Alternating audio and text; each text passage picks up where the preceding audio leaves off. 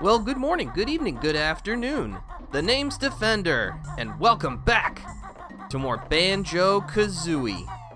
Previously, our sister Tooty got kidnapped by Gruntilda the witch, who for some reason lives like in walking distance from us. I don't know. But we've been making our way through her lair in an attempt to try and find her and get Tooty back.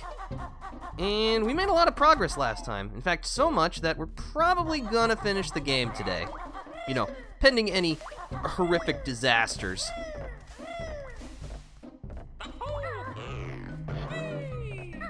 But yeah, we made our way all the way through Gobi's Valley, and we only have 3 real worlds left. Thankfully, they are the largest and most challenging, so don't worry. We still got plenty more to go through.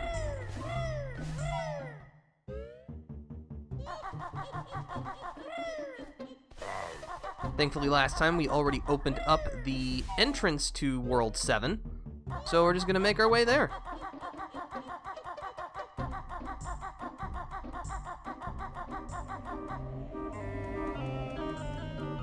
Try not to fall into the lava pit below us. But yeah, how's everybody doing on this Saturday morning? I hope everyone's doing well.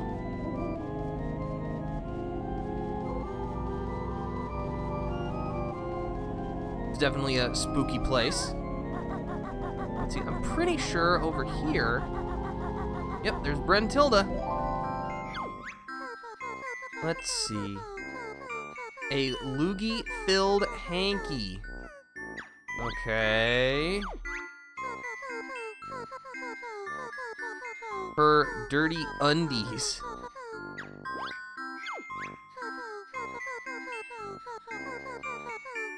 It's a top-of-the-range Lordmaster 2000.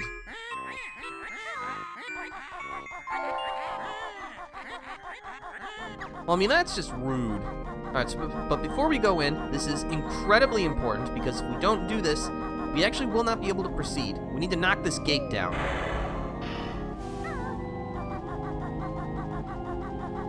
And now that we've done that, let's head proper into World 7. Mad Monster Mansion.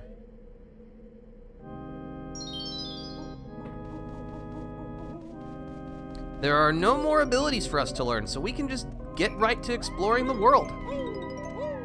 I think we'll just go ahead and let ourselves in. Should be fine.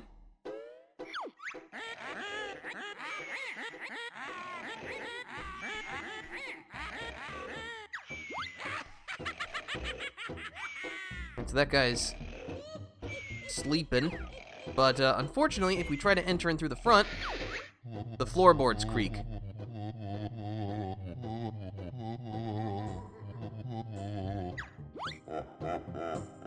So yeah, we won't be able to collect the Jiggy while he's awake, but we can grab these notes while we're here.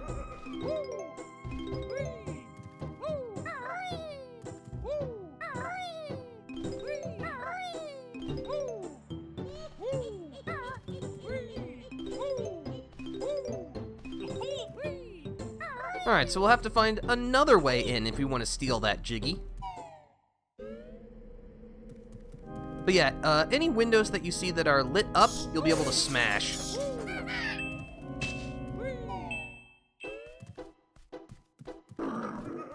Also, yeah, in this world, these Champas come out of the paintings.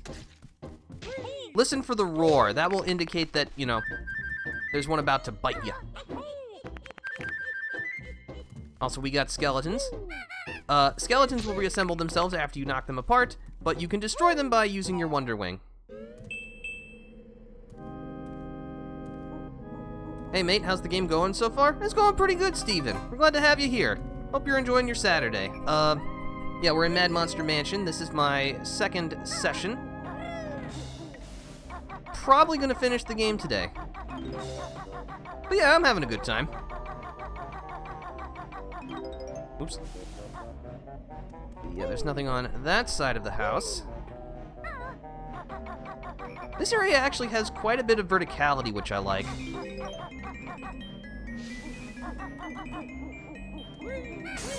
Yep, this game looks good. Why, thank you. This is the HD remaster that was originally released for Xbox Live Arcade in 2008. So, I still have my original N64 version and love it very much, but I'd actually played through that game on channel 4 years ago, and I was like, let's do the nicer one, just a nice change of pace. Do I stream daily or follow any schedule? I do have a schedule, actually. It's in my information panels below. The usual schedule is Saturday mornings, starting at 10 a.m. Central Time, and Sundays, starting at 3 p.m. Central Time. Oh yeah, the Stop and Swap cask. There would be an egg here, but I already got it. Alright.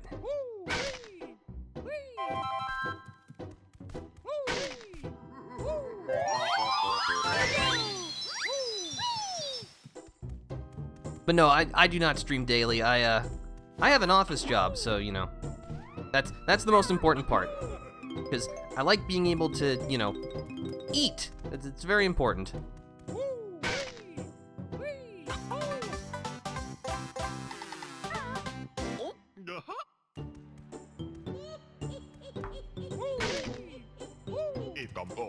Got a Mumbo token. Nothing. Really? Huh, alright. And some eggs.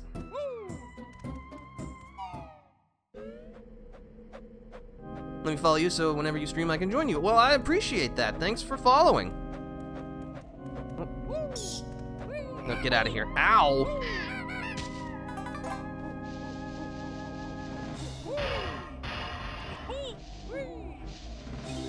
You know what? I think Mad Monster Mansion is actually one of my favorite worlds in this game. I got a Mumbo token.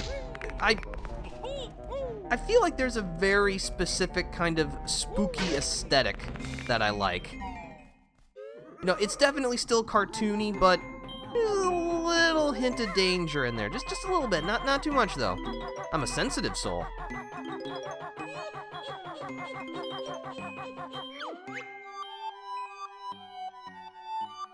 Tumblar the Mighty.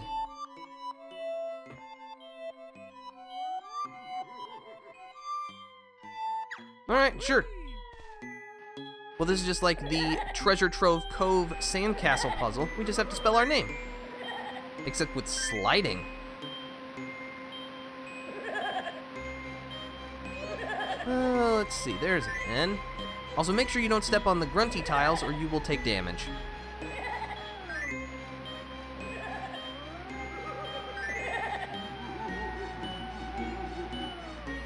Of course, we got this clown just flying around.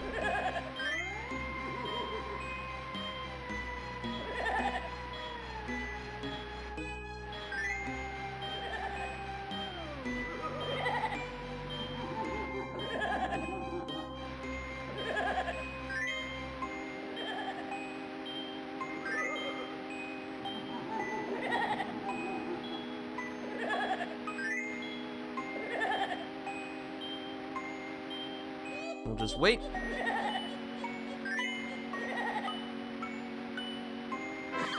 No problem at all.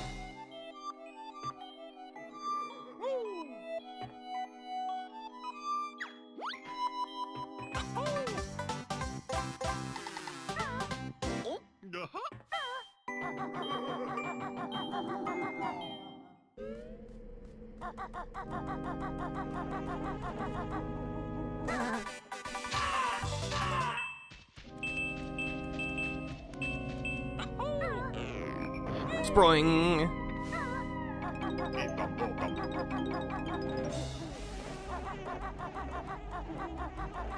Where am I from? I am from the Midwestern United States.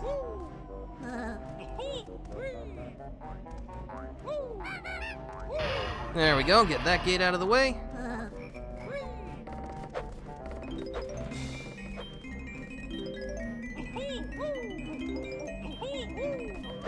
Yeah, unfortunately there's a lot of gates in this place, so we want to make sure that we knock them down first before we start doing too much. It will impede our progress. You're from the United Kingdom? That's cool. I know a couple of people from the United Kingdom. I've never been there myself. It seems like a nice enough place. So let's see, if you're from the United Kingdom, I imagine it's probably late afternoon where you are?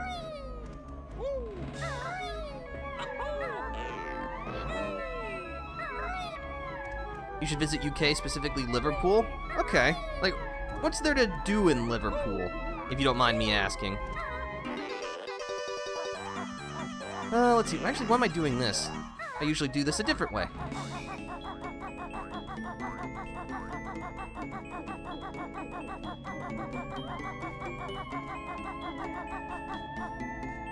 Go ahead and slap the switch.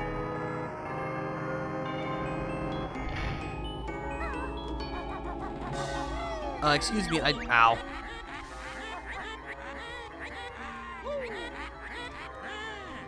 Well, I definitely need the turbo trainer, so we're just gonna let that switch reset.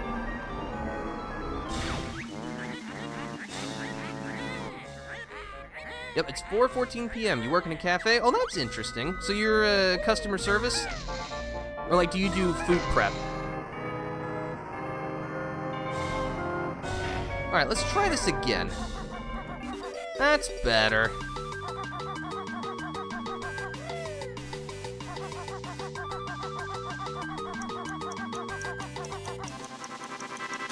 Don't even need to see to get inside.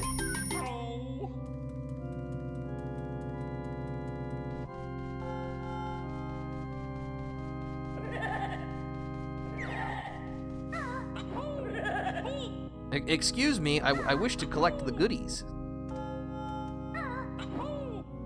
Alright, hold on. There we go.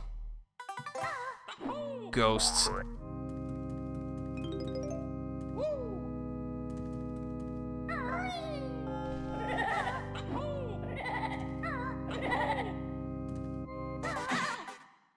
I mean, you brought that upon yourself.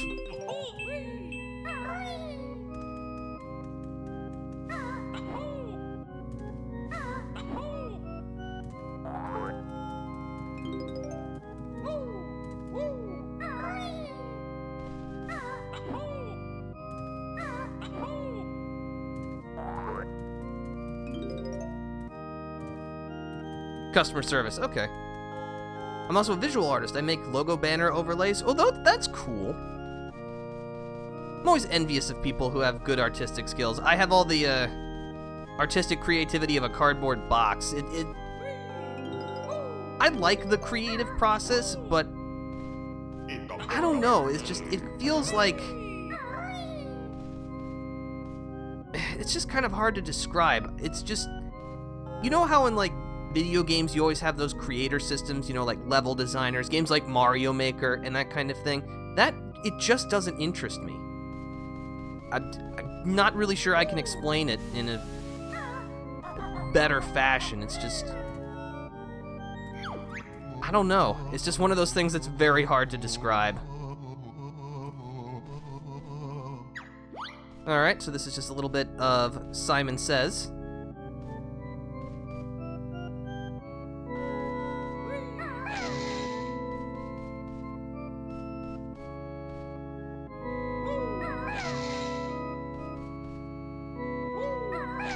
However, I do think all of the keys play the exact same note, which is a mistake. They should be playing different notes. I mean, again, that's just one of the very little things that, you know, differs from the original and is a little worse, but again, it's so negligible that it's not worth, like, materially affecting my opinion of this game in any capacity whatsoever. It'd just be petty.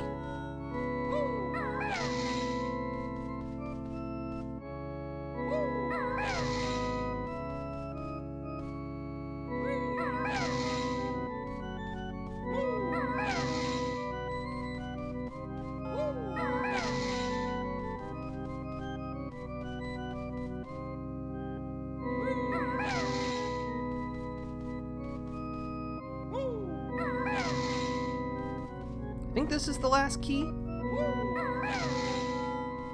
Yes.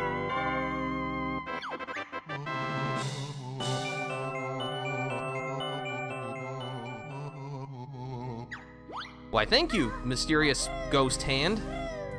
I appreciate that.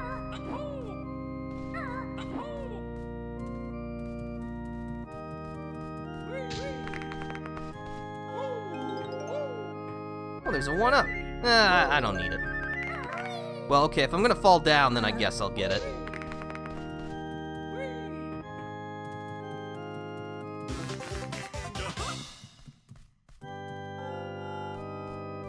Let's see, you want to see my work? You'll be amazed. These things are lit, they sure are. Yeah, if you need, like, my media or whatever, it's all within the information panels, you know. It's nice and compact. It's got everything that you need to know about me.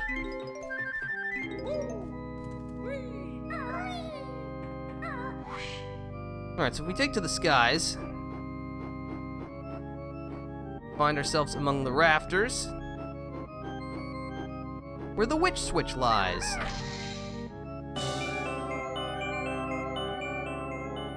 What's up, Defender? Have a great stream. Why, thank you, Yoga Bog. I will. We're glad to have you here. I hope your Saturday's going well.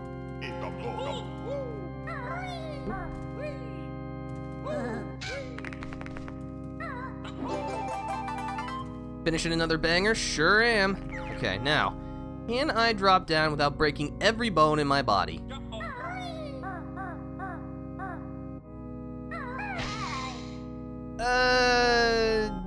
Maybe.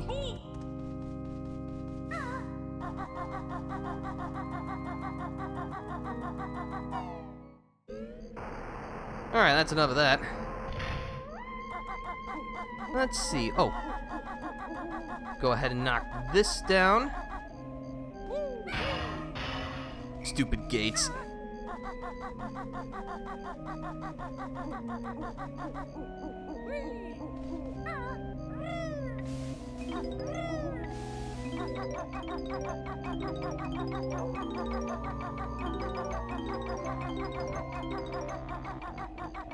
I know I've said this before, but just the simple act of picking stuff up in this game is so satisfying. It's just the look, the sound.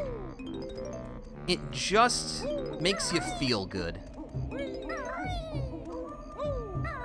No, I want that.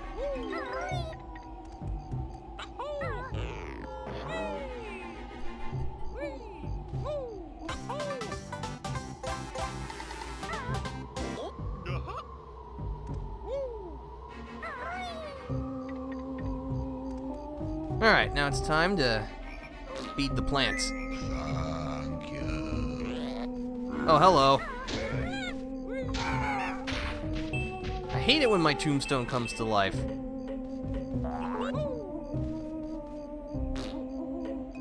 No, hold on. There we go.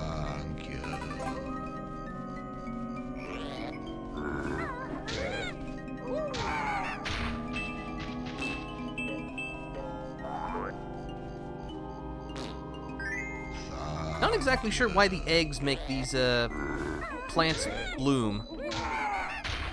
Are eggs ever used as fertilizer? I don't think they are. Could they even be used as a fertilizer?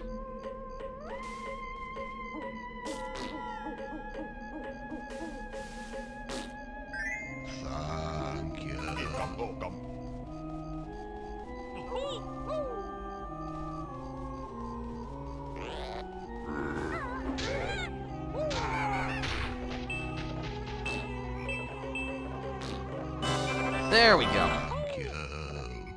Oh, and I interrupted the little jiggy jingle.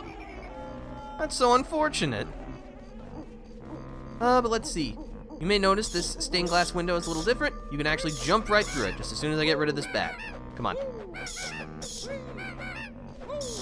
There we go.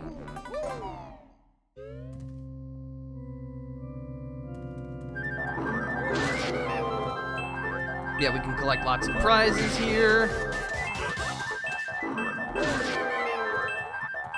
Very nice.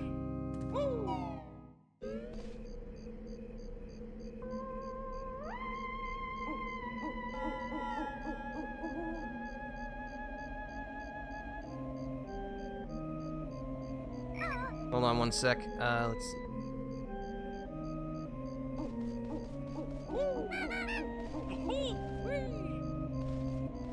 Let's go through the maze.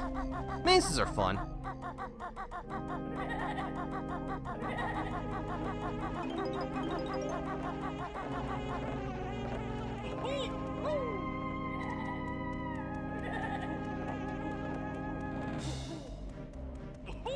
What's my Discord? Let's see, I don't really have a moment. It's, I know I have it linked. Did I not? Let's see, I know it's been a while since I've updated the bot commands, so I know it's on the my about page. Don't know, maybe I don't have it set up as like one of the automatic commands that refreshes every once in a while. I'll have to work on that.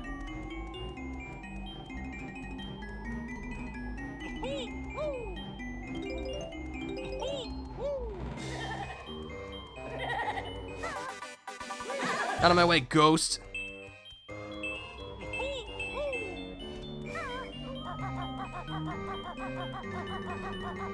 I don't know, I'll work it out.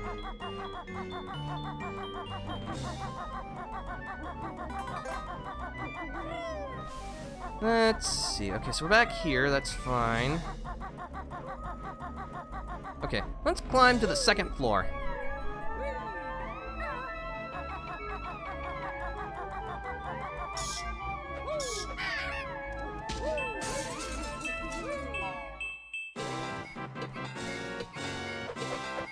Everyone's favorite Lago.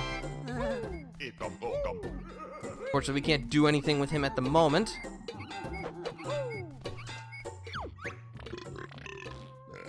Bear's much too fat to fit in Lago's mouth. Ugh.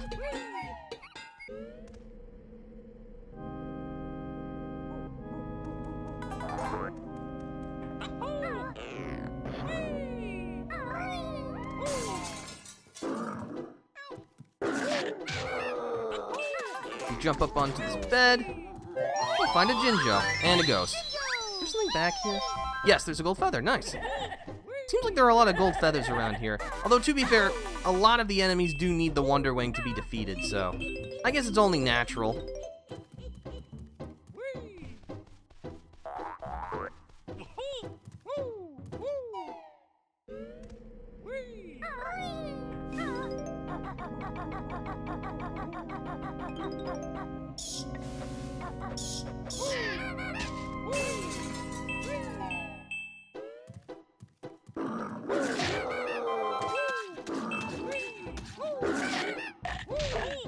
Excuse me? There we go. So rude. Alright, let's see, is there another window over here? Nope. Alright, no place to go but up.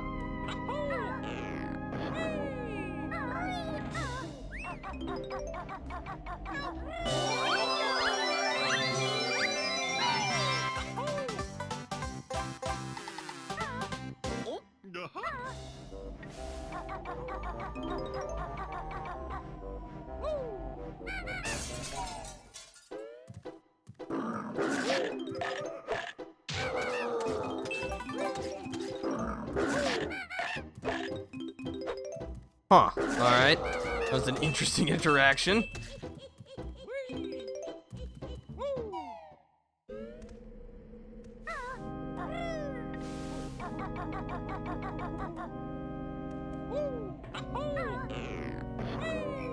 Alright, down the chimney.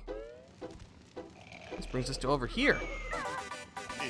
I'm gonna Wonder Wing to grab the Mumbo token. Now I need to be careful. I'm just gonna climb across the chairs. And another Jiggy is ours.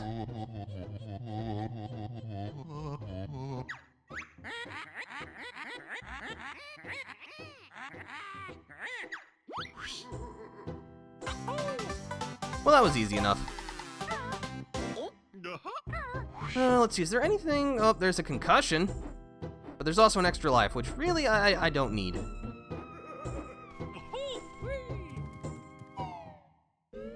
Alright, so what do I still need to do? I got the Jinjos. I was over there. I got the plant. I got the church jiggy. I got the jiggy in the basement. Yeah, I think everything else has to be handled by our Mumbo transformation in this world.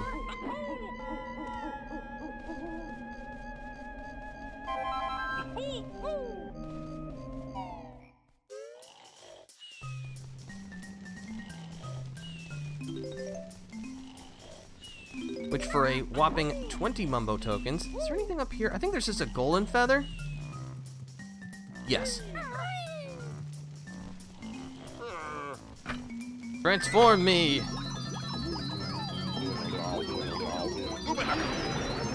Into a little pumpkin.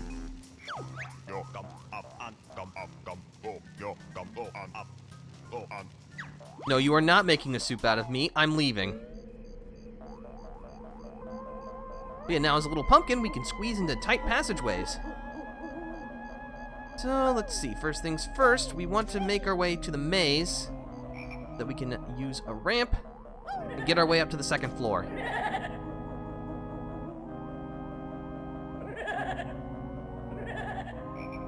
Let's see.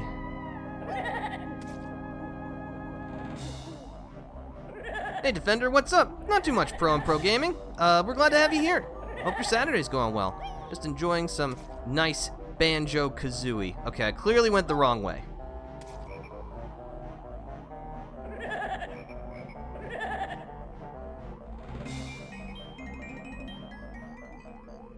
Aha! Got another Mumbo token. And we can just carefully inch our way across the top of the maze.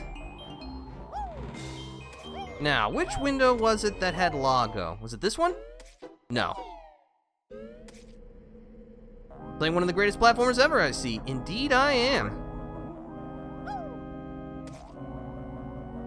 I mean, it has only been around for 25 years, so I felt like it was important to honor the anniversary. Alright, time to flush.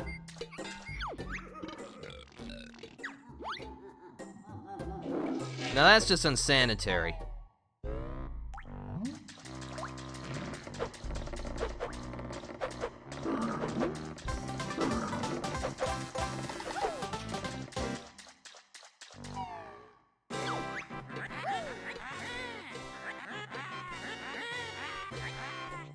What hands do you want me to wash? I'm a pumpkin. I mean, sure, I'll do it. Excuse me, you phased through the sink, dude. That's just straight up cheating. Just because you're also undead doesn't mean that you get to no-clip too. Where's the drainage pipe? There's the drain pipe. Flush.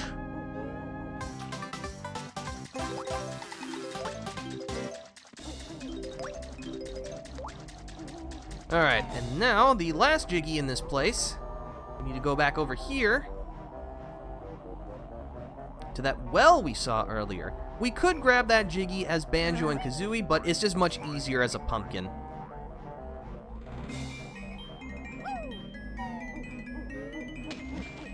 And that's because pumpkins don't have lungs, so they don't need to breathe underwater. Ugh.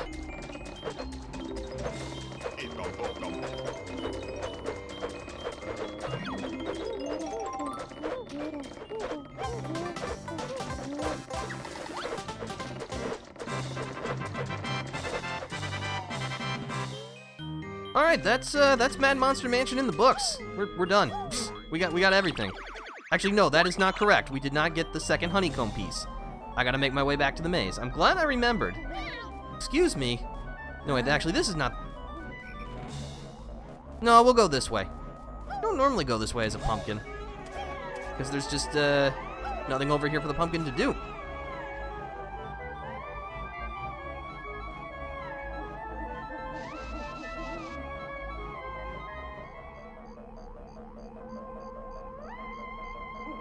But I mean, at least at the time of this recording, we are rapidly approaching Spooky Month, so I guess it's appropriate that we start here.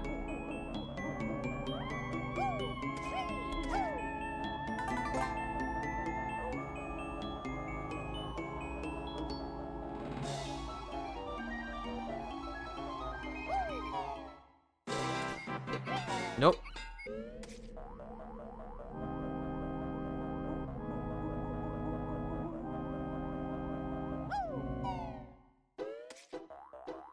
Yep, this is it. Alright, got the empty honeycomb piece. And with that, now we are truly done with Mad Monster Mansion. Look at that.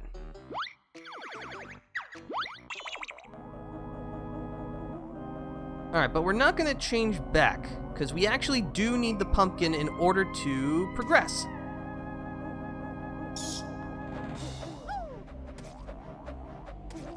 Oh yeah, I don't know if you saw it in the background, and I don't think the game will let me go in first person here. Yeah, there's Grunty's face on the gate. That's a nice touch.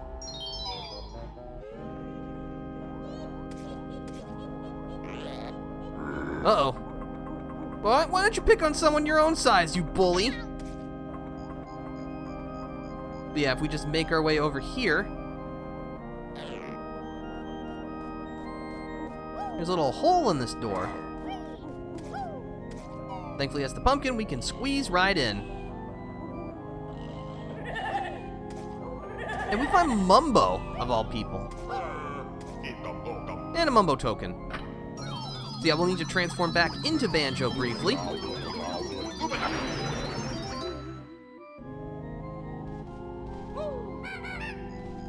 So that we can smash open this coffin. And reveal a water switch, of all things. This will raise the water level around World 8, Rusty Bucket Bay. And we actually do need to do that if we want to make any progress whatsoever.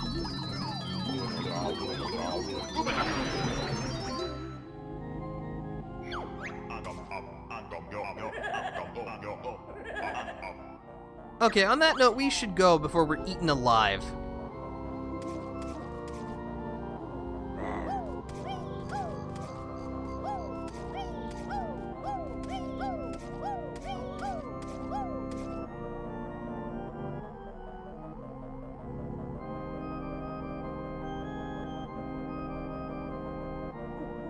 Yeah, there's only one more thing that technically we don't even need to do this, but I want to do it.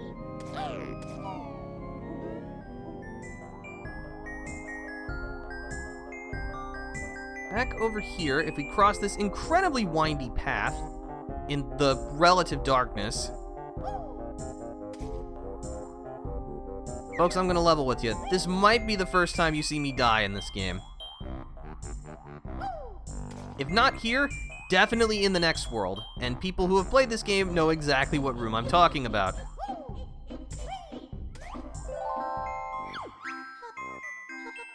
Bedroom has rotting fish. Ugh. Eyeball flower. Interesting. And finally,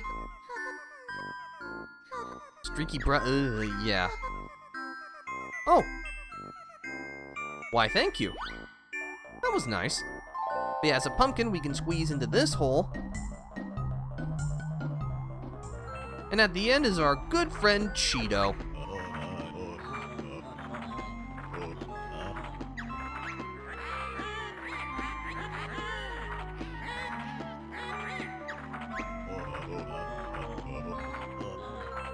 Enter red feathers.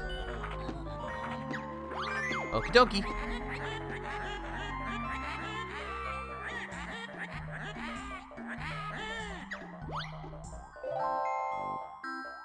Alright, but now we have to try and make our way back. Camera, work with me here. Like, I get it. I know they deliberately made this path very thin, but it's still very distressing.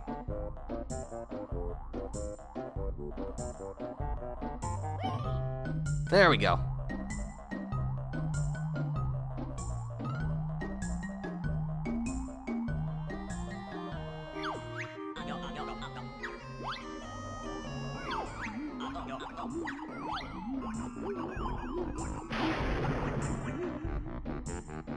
Ah, back to Bear and Bird.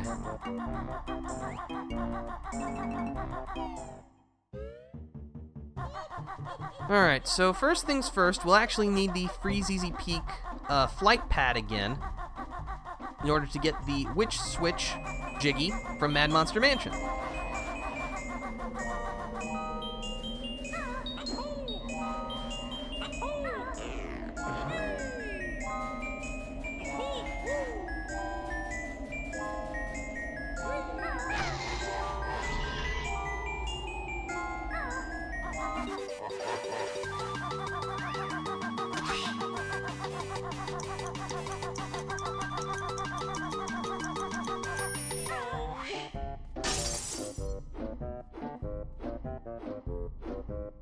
Go ahead and smash the eye. Alright, now can I pick this up without, crashing? Well, not like that.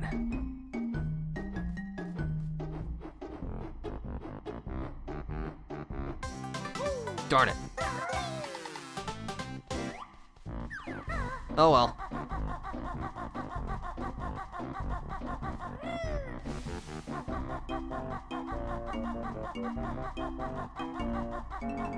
Let's see, can I actually... I don't think I could jump to there, which is a bummer, because I know Gruntilda's up there.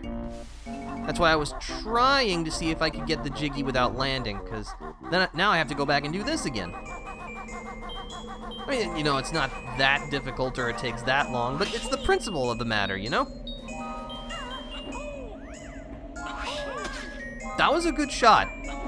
Very distressed. Interesting. There we go, that's better.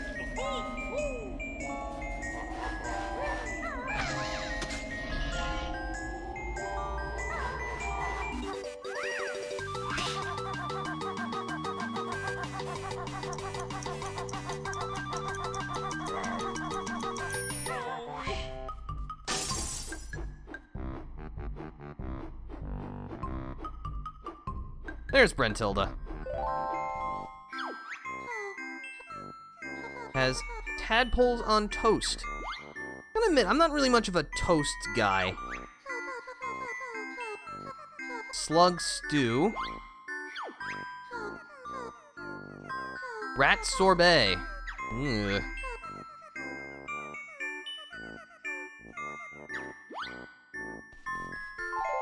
Here's a question for everyone. What's your, like, go-to breakfast item? I think for me, if I could, like, just have it, I think it would have to be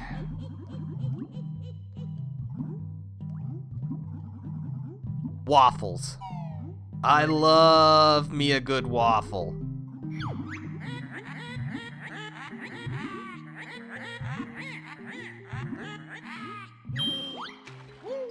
Alright, so now that the water level has risen, we'll actually be able to do some stuff around here.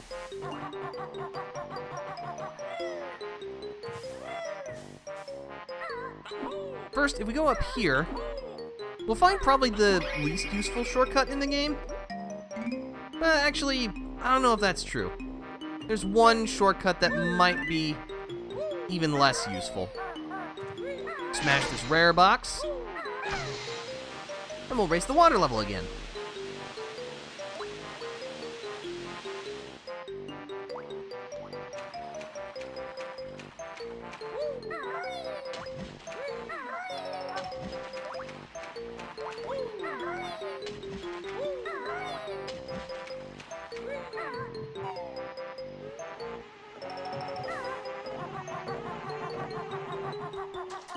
Let's see, I think this actually just leads to, like, the little area to show you the room that has the Mad Monster Mansion painting in.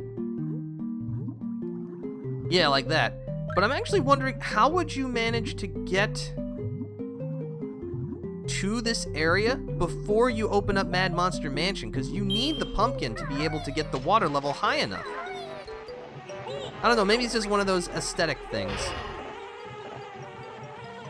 But yeah, if we go in here, we'll find the Rusty Bucket Bay picture. And for 12 jiggies, we can open her up.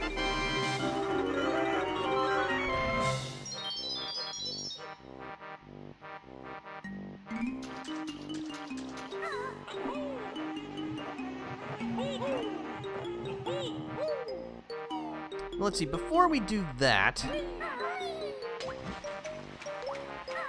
we can actually get one more cheat. We just need to go back into this room, I'm pretty sure.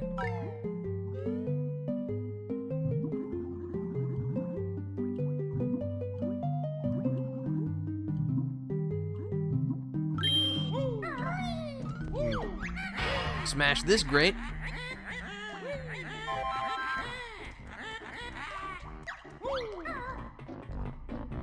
And at the end of the path is the third and final water level switch. However, this one only lasts for a short time, because it is actually unnecessary in order to progress through the game. But if we go back into the Rusty Bucket Bay room, if we can quickly swim our way to the top,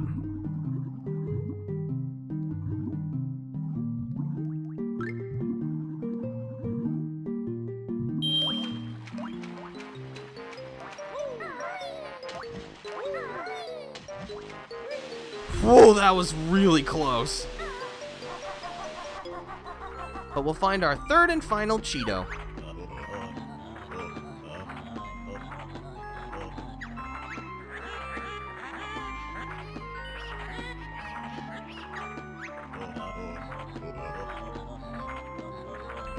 Is gold feathers.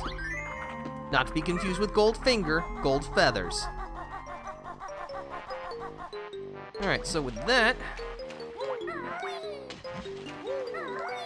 I'm gonna go ahead and go back to Treasure Trove Cove, punch in those cheats, and then we'll head on to Rusty Bucket Bay. So yeah, guess what? I guess this shortcut is actually gonna be used for something.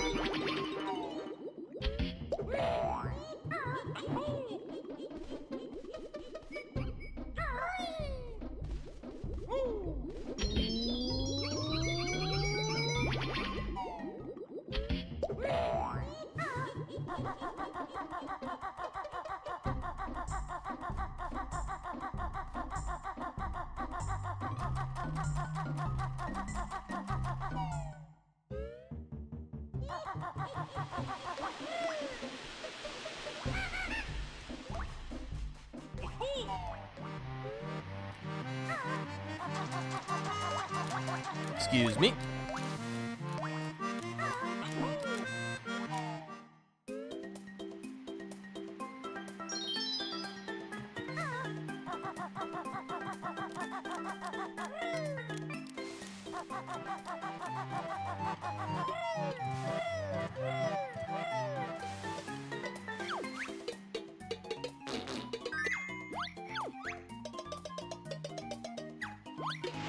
You really should, like, get that hole in you fixed there, buddy. Because I'm not always going to be around to give you eggs.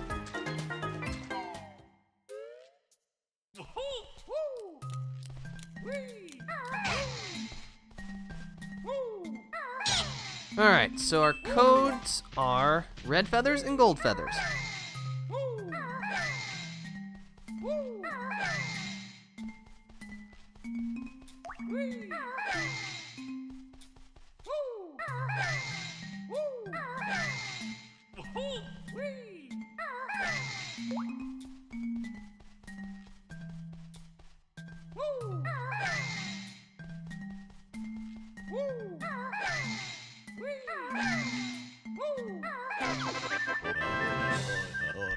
Now we can hold 100 red feathers.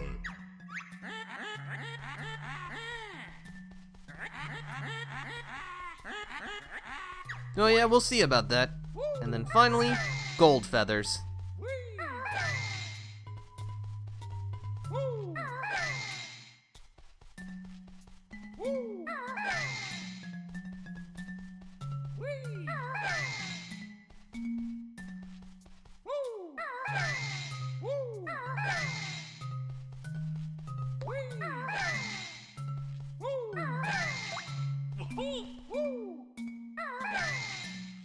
And kapow!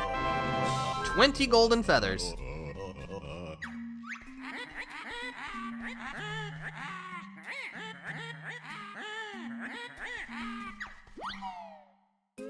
Alright, there are other cheats that can be entered, but, nah, I'm not gonna. Alright, so with that, we've upgraded all of our stock of items. Yeah, pretty nice.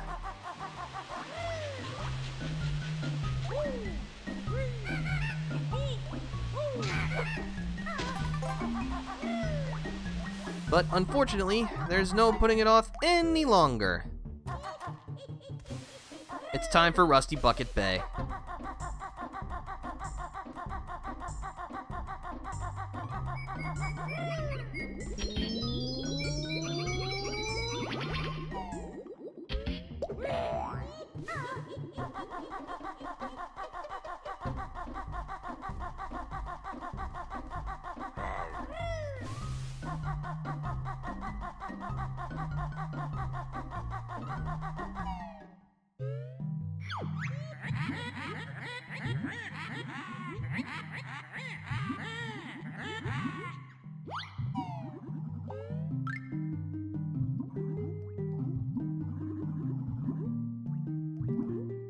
Alright then, well, let's get to it. Welcome to Rusty Bucket Bay. Alright, first things first. If you've played this game, you know it, I know it. We gotta handle the engine room first.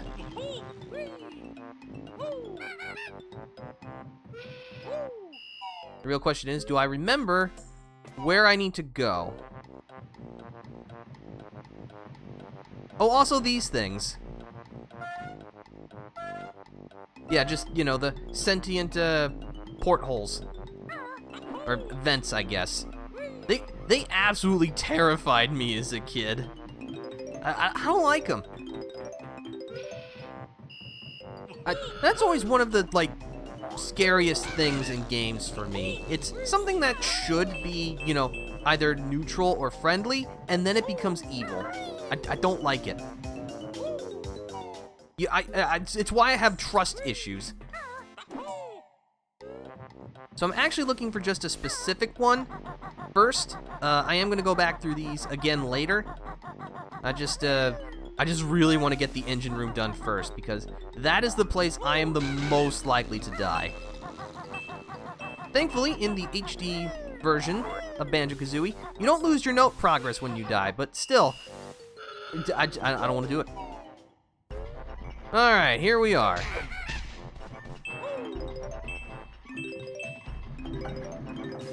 Alright, first we smack the switch, and that slows the propeller blades down.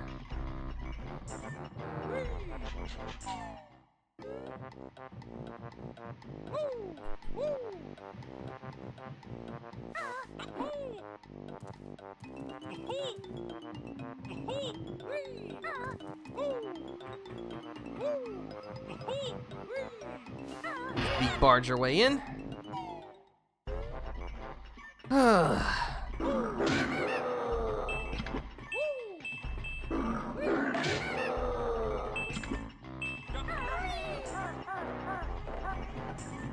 But in this little area right here, we got an empty honeycomb piece. Hello again, my old nemesis. It's been a while, hasn't it? Who will reign triumphant this time? Suppose we'll find out.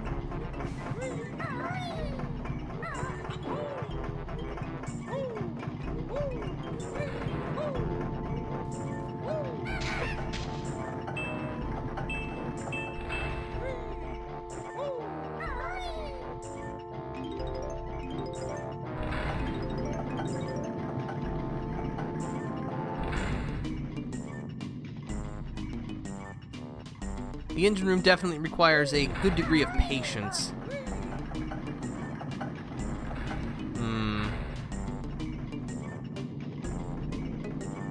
It's like, even though I no longer have to worry about losing my notes, this place still makes me sweat a little. I don't like it. I'm definitely not going for the mumbo tokens. I will have plenty. my needs will be sufficiently met.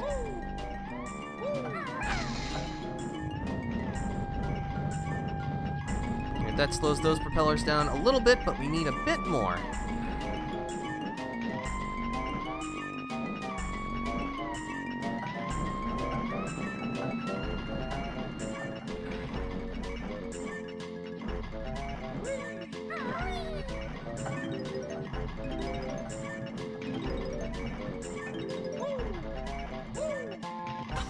Alright, I got the jiggy here.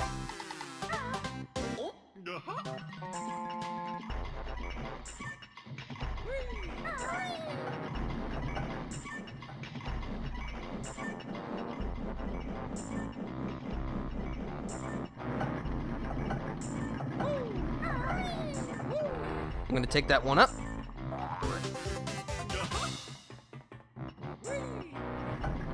Alright, now this is where things are gonna have to get a little fast.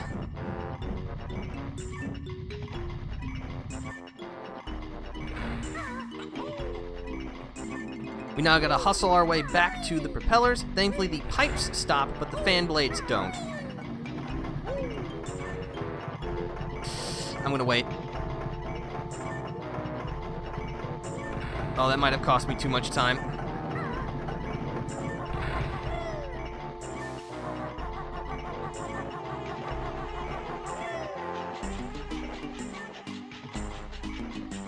I don't know if I'm gonna do it.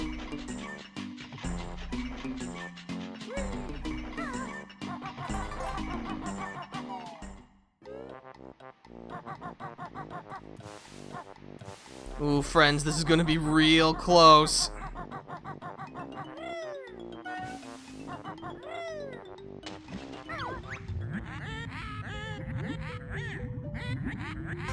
Got it. Get me out of here. Get me out of here. Because those propellers will kill you instantly.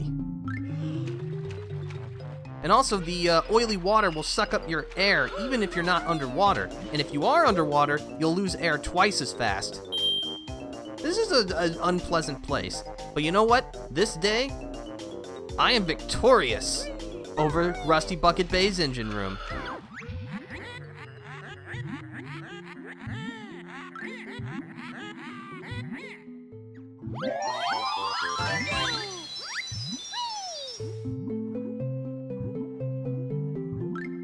No, come on, let me out. There we go.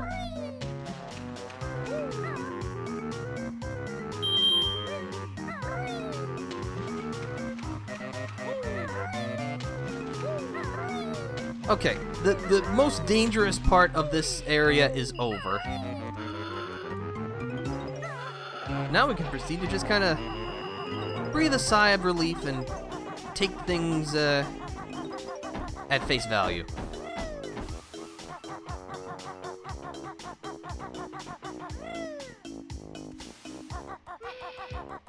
I guess 25 years of playing this game have finally paid off. Oh, the toll gates. You'll need to pay up eggs if you want to use them.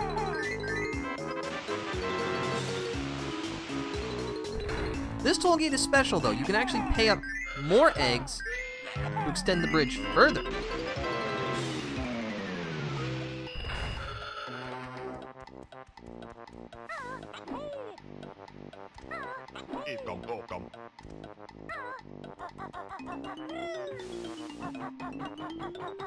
Let's see, this window is clear, so we can smash our way in.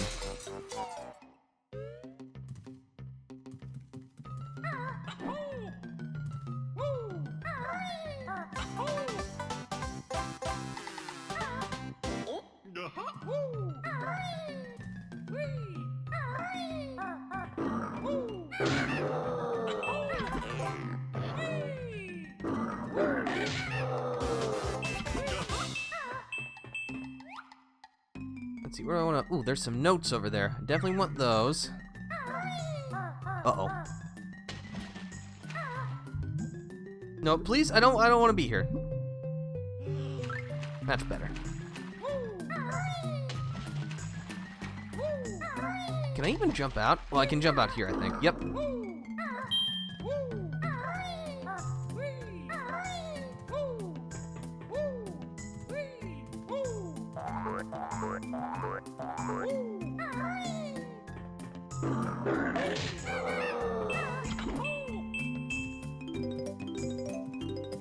Alright, that should be all for this storage container.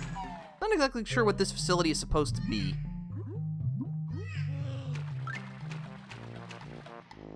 Let's see. Where can I get some fresh oxygen? Anybody got any oxygen for me? Actually, there's a ladder over here.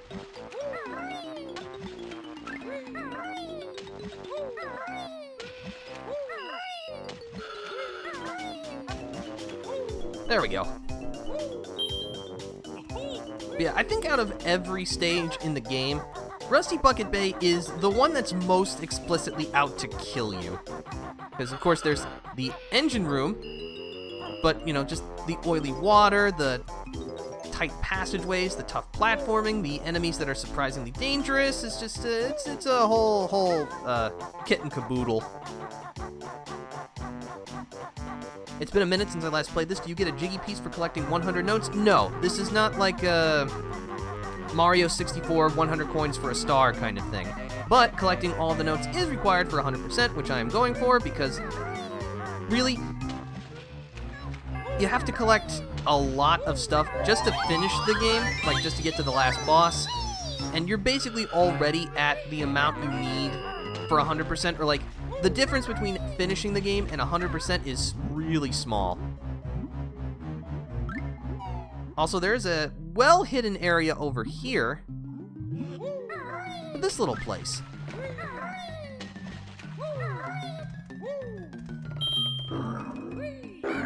But yeah, the music notes are needed to open the note doors scattered throughout Gruntilda's lair, which essentially act as like literal gates. Spawn this empty honeycomb piece.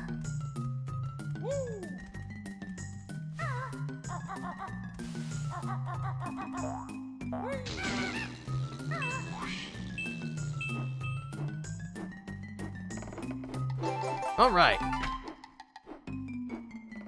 That's all the empty honeycomb pieces.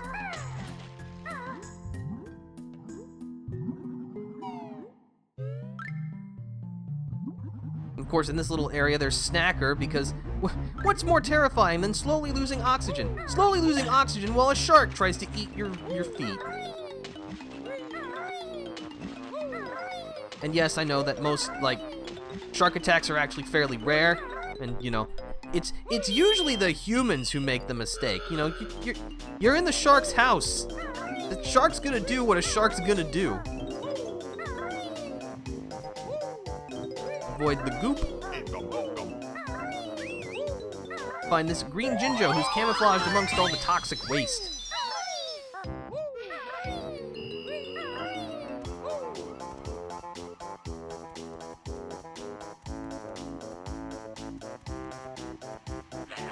Got these TNT crates, which thankfully we can disarm from a distance with eggs.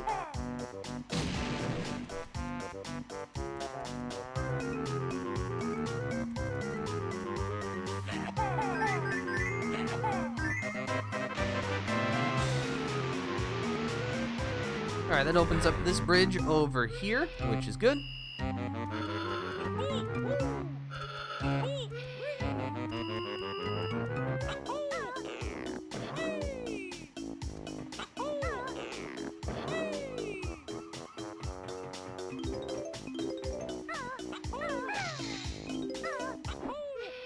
Alright, so you can see that this button is extended out a little bit, so we can use a beak barge to push it. That raises this cage. And if we're nice and quick, we'll get a nice Jiggy as our prize.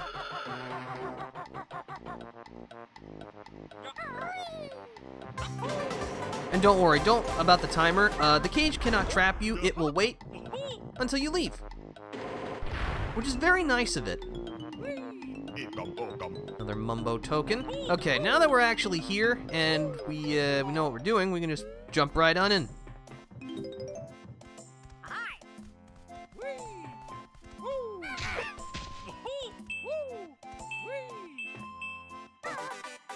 Yeah, the red areas are hot, so you'll need to use the Wonder Wing to safely stand on them. but we get some funny insults from Grunty if we don't, so I'm gonna do it.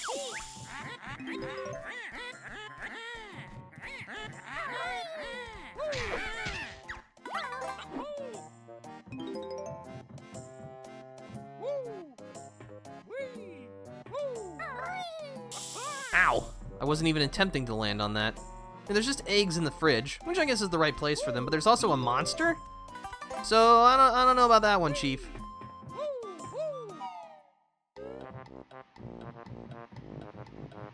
Alright, so, this is probably one of the better hidden things. You see the portholes that have, like, just one ring around them instead of the really fat 3-ringed ones? You can break those. This is a room where one of the stop and swap eggs would be, but I've already picked it up. Okay, there we go. Hold on. Gotta keep my supply up. I am one of those people who I always like having a full supply of like any collectible or item in a game. I am one of those people who, if I'm playing a first-person shooter and there is one bullet missing from my magazine, if I'm not in the middle of a fight, I am going to reload. I must have full ammo at all times. Look, you never know when that one bullet might just save your life, okay? Excuse me, I'm just gonna walk past if that's alright with you. Appreciate it. I remember only knowing about the breakable window there because I saw a friend about it. That is so easy to miss. It is. I feel like it's something that they could probably have telegraphed a little bit better. These must be the crew quarters. Oh, I found a Mumbo token.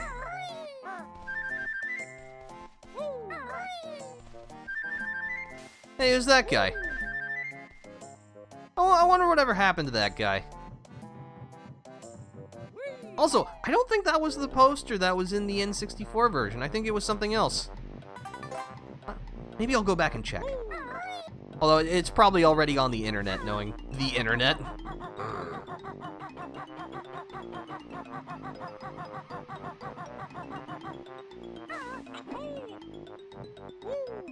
Alright, so our Steam code here is 31211. And if you hit the wrong number, you'll take damage. So don't do that.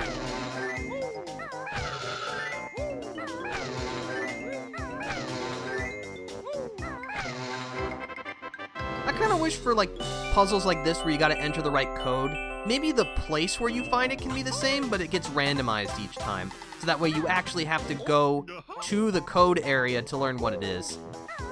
Because that code never changes.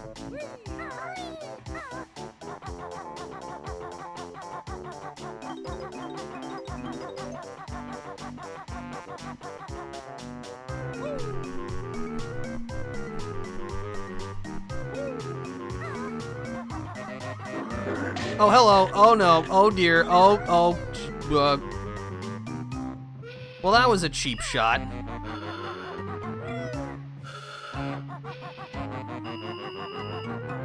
I'll take this honey.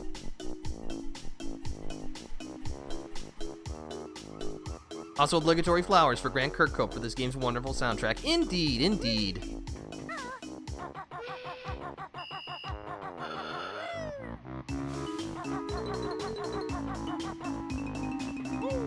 I'm actually thinking, is this his best work? I don't know. Seriously? Alright, fine. If that's the game you want to play.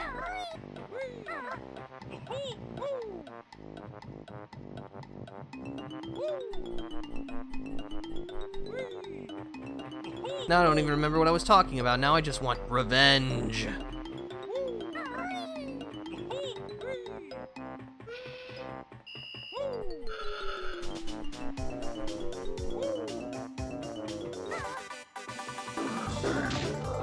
That's what you get.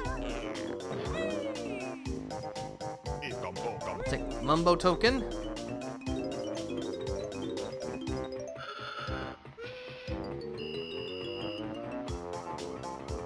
Nothing over there, that's fine. That's a tough question. He does great music for so many games. He sure does.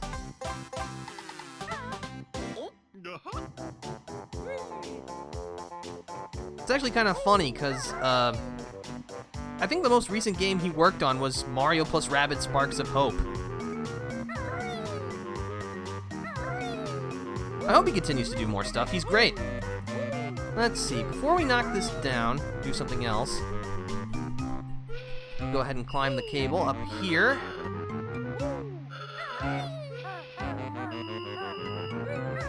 And we'll smack this witch switch.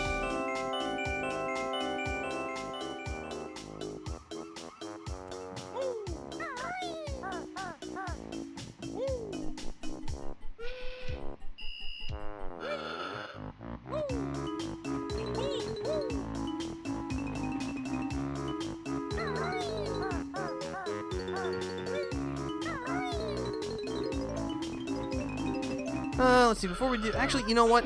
There's no time limit on this, so I'm just going to go ahead and push the button.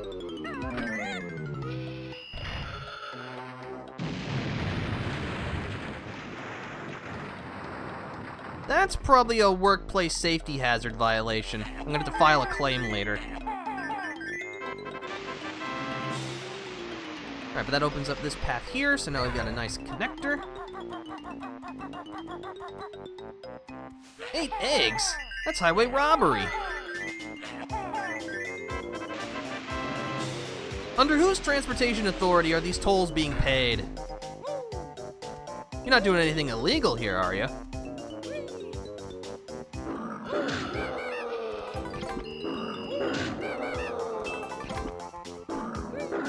Give me your life force. Alright, only one Jinjo left. I think I remember where he is.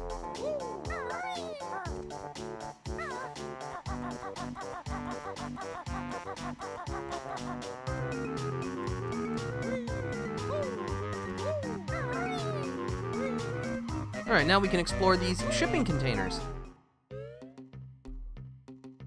Having looked over his past work, I think his best work is probably either this, GoldenEye, or Conquer. Though Perfect Dark was pretty good too. I actually don't think Grant Kirkhope composed... Which Conquer are you referring to? Because if it's Conquer's Bad Fur Day, I'm pretty sure that's actually Robin Beanland.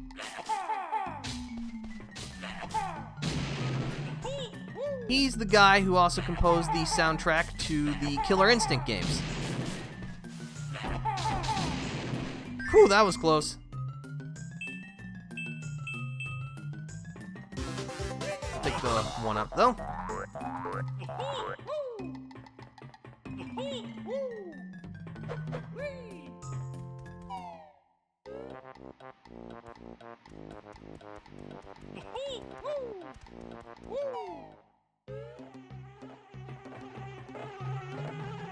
There's a beehive. Depending on how this goes, I may need it.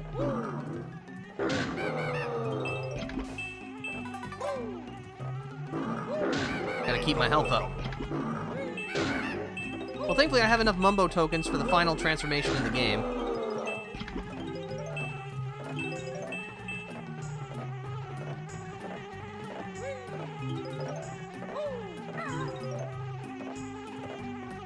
Oh, you're right, Kirkhope had a guitar credit for Conquer Live and Reloaded, but that's it. Also, KI's soundtrack slaps so hard. It does. It's honestly kind of a shame that Killer Instinct didn't really take off as much as it did. Because I know that there was the, like, KI reboot a couple of years ago. Well, I say a couple, but I think it came out like a decade ago. But yeah, that always felt like just kind of unfortunate. It feels like it should have been bigger than what it was. Not to say that it wasn't popular, that would be incorrect, but, you know, when most people talk about fighting games, Killer Instinct doesn't really seem like a name that pops up very often. I'm not sure why. Maybe it was just in the time that it was released, because, in terms of, like, fighting game franchises that most people think of, KI was actually fairly late to the party. I mean, you know, Street Fighter's been around since 1987, although it's only been good since 1991. Then, of course, you got Mortal Kombat. You got Fatal Fury, the King of Fighters. Yeah, all those games came out, you know, late 80s, early 90s. Killer Instinct wasn't until the mid-90s. I'm pretty sure.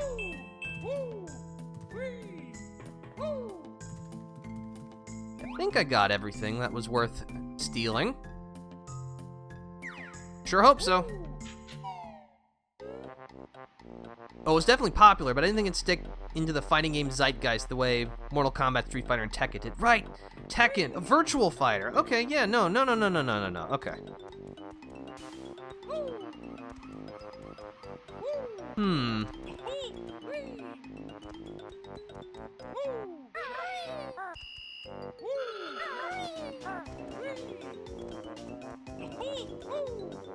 I don't know, it's just always kind of weird to think of all the various butterfly effects that could occur, because we could very well be living in a timeline where, I don't know, maybe Mortal Kombat fell off, and Killer Instinct was the game that replaced it. We could be getting a new Killer Instinct game in just a couple of months instead of a new Mortal Kombat. I'm not saying one would be better than the other, but it's interesting to think about.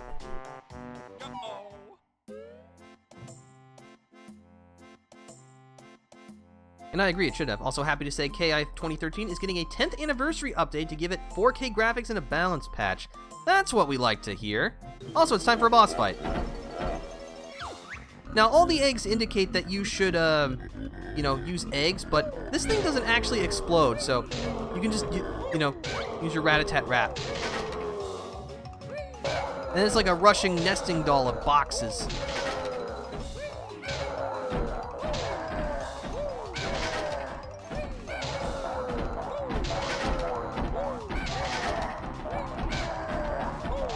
What a strange fight this is.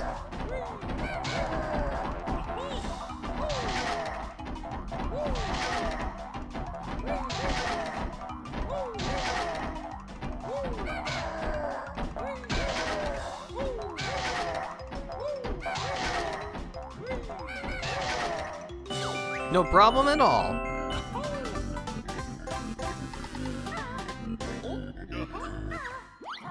Take this opportunity to collect some eggs, because I could use them.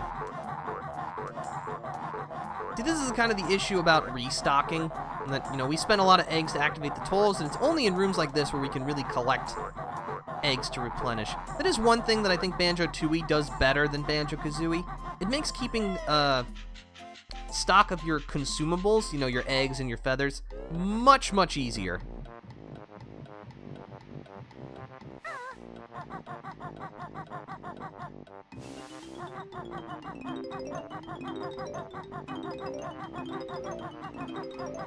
Find a Mumbo token here.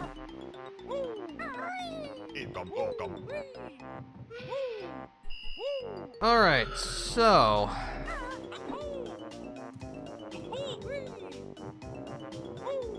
let's see, I do know one area where I have to go, and I think there's one other that I'm forgetting. We definitely need to go down into here.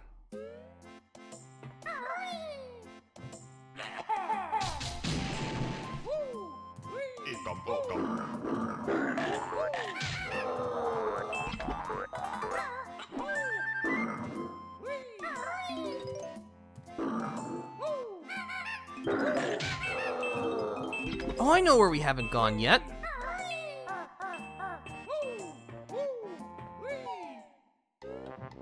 And even Virtua Fighter kind of fell off after Virtua Fighter 5, although that may have been a symptom of the strapped for cash Sega than anything else. Yeah, but I mean, let's be real here. If we're being honest with ourselves, is there any Sega franchise that's doing well aside from Sonic? And even then, well is a relative term. Oh yeah, I can go in here.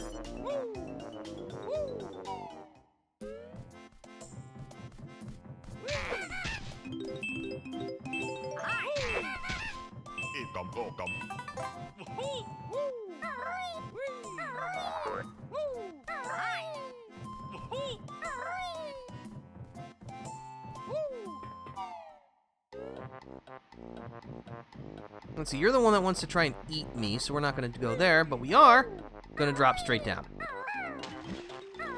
Because we got to help this little dolphin buddy.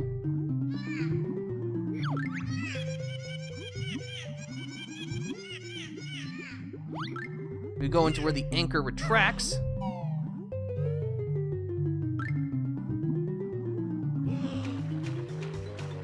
See, largely you're right, but I would say Yakuza Like a Dragon is the strongest it's ever been. That's very true. So yeah, Sega is basically, at least in terms of its own IPs, the Sonic Like a Dragon company. Which, I mean, I guess in terms of franchises, there's a lot worse that you could do.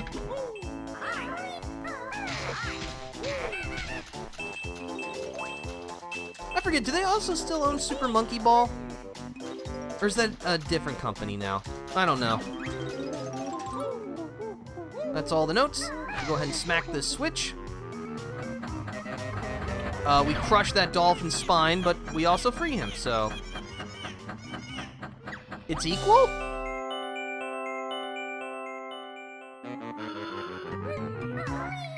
Also, I must say, I'm very excited for, what's the art? Like a Dragon Infinite Wealth? I think that's the one? Because, I guess at this point... Does that mean that Yakuza 7 would be reclassified as Like a Dragon, Like a Dragon? Because technically that's what the franchise should be? I don't know. But yeah, I really love that game. So although I think, isn't Infinite Wealth supposed to be an Xbox exclusive currently? Or at least that's what they're planning on it being? Also no physical release, I think? If I heard correctly? And I'm like, don't know about that. Alright, so we 100%ed Rusty Bucket Bay in under half an hour. You'll love to see it. And without dying.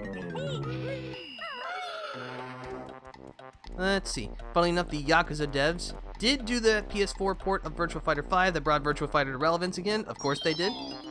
Yakuza Lad is awesome. It is. I very much love that game. Alright, so that's that. So we have nowhere else to go for right now. But if we go back to the room over here...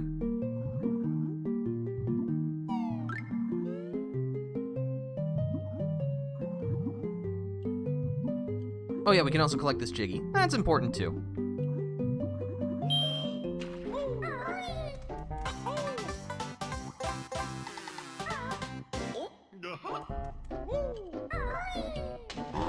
Excuse me, pardon me. But yeah, we've got a note door for 640 notes. Thankfully, we have 800.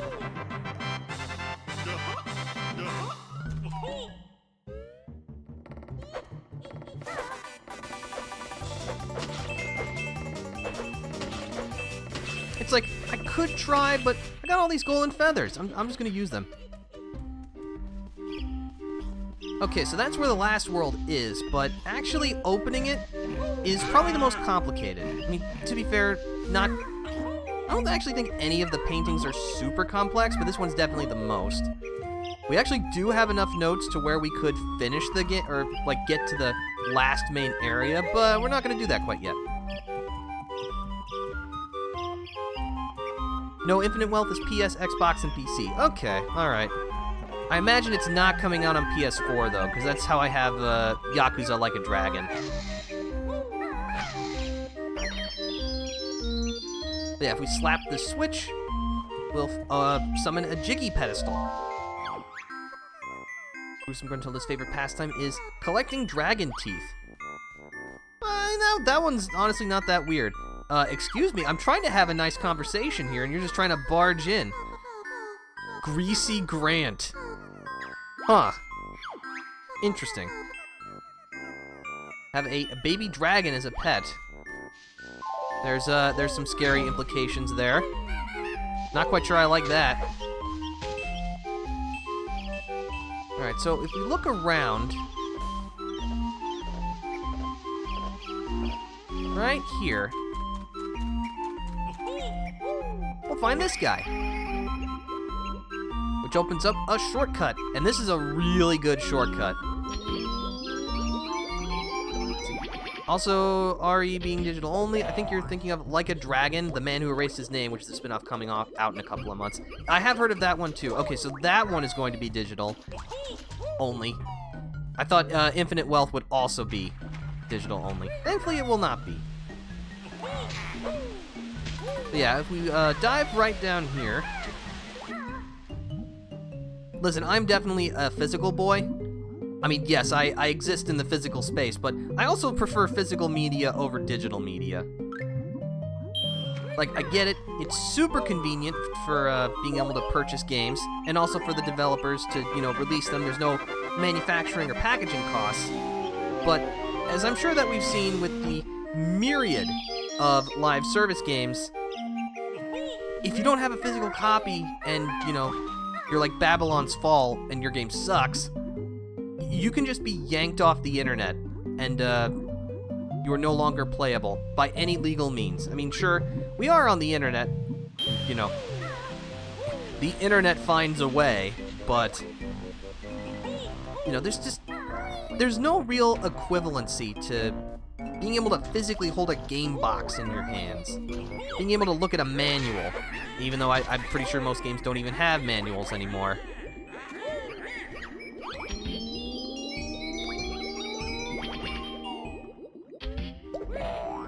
I don't know, I'd like to prepare myself for the coming apocalypse by having physical copies of games, you know?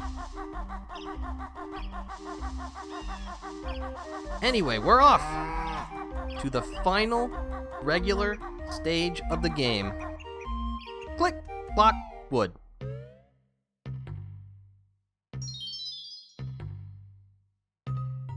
This is easily the most complex world in the whole game, and I both really like it and don't. Actually, really the whole problem with this world is that if you died, you lose all your notes, but because we're playing the HD version, that doesn't happen.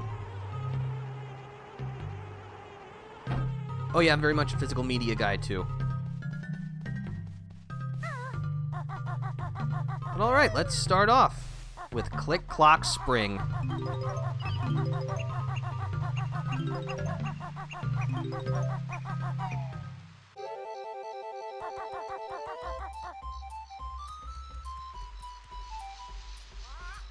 This is my favorite song in the original Banjo-Kazooie. No contest.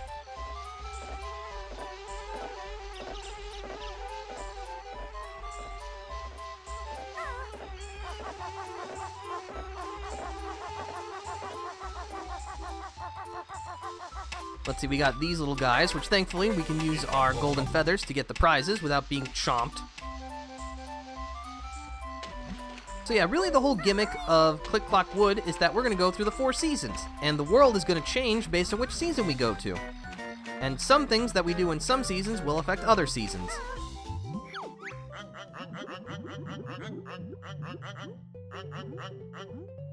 Well, we won't be able to remove the boulder quite yet.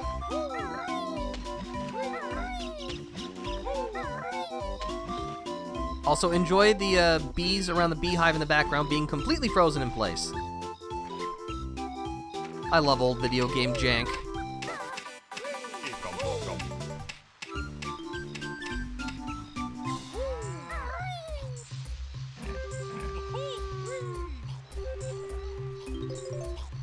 We got this little mound of dirt, so why don't we show our green thumbs?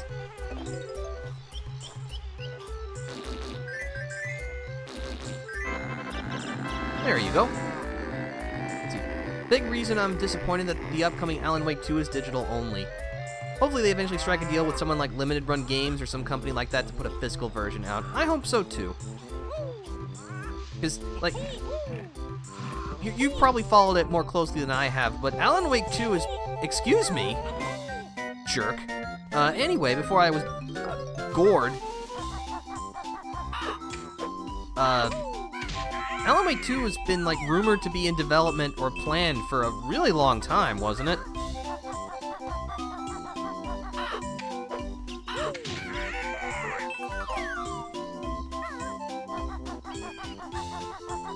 Let's see, there's Mumbo's hut.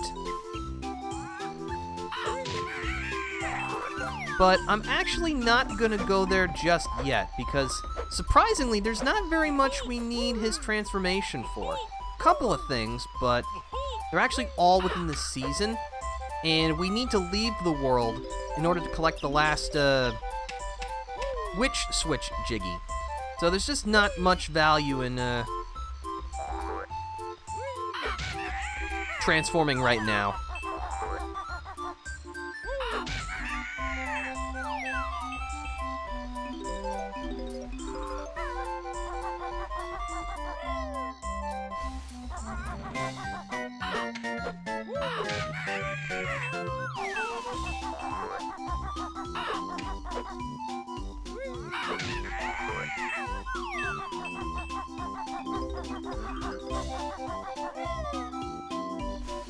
I will admit, Click Wood is a fairly compact stage. I mean, it's just mostly this big tree, but that kind of makes sense. You know, you're visiting the world 4 times, but each time it is quite a bit different. So it probably makes sense that they want to keep the stage relatively small, just to minimize the amount of redundancies. Animate bees at a distance? Do you think memory grows on trees? Rare, probably. That's probably true.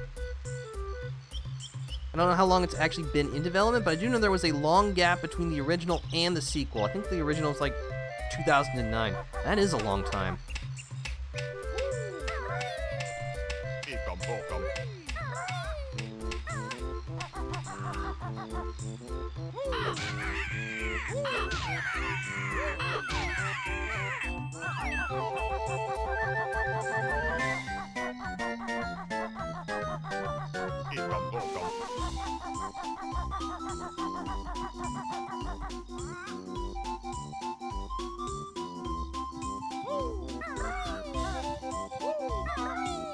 I just sent you some of my work. Oh, that's cool, Steven.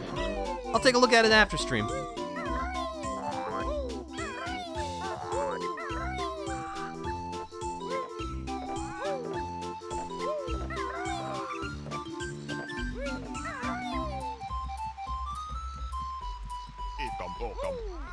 Yeah, really, the big problem with Click Wood in terms of navigation is that, you know, you're climbing up a tree, meaning there is a very, very, very long way to fall.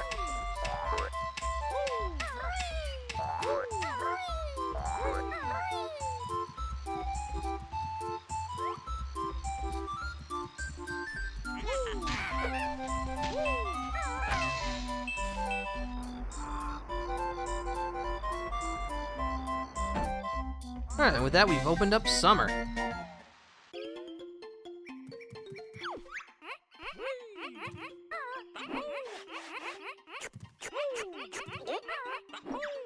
Sure. Just make sure to pace yourself, alright?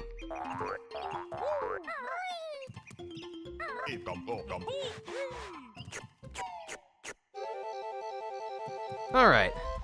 Let's keep on keeping on.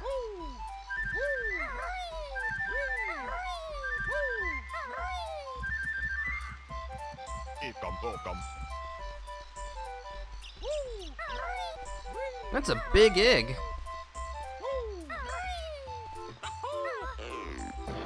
Just go ahead and crack it open.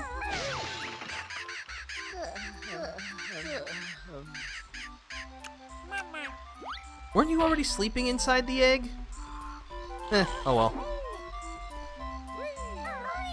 I won't question it.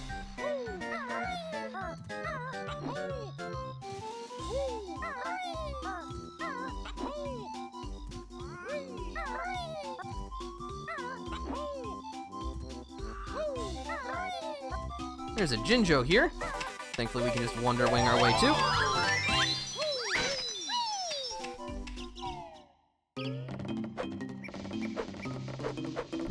And inside here, if we wiggle our way around the whiplashes, we get a Jiggy.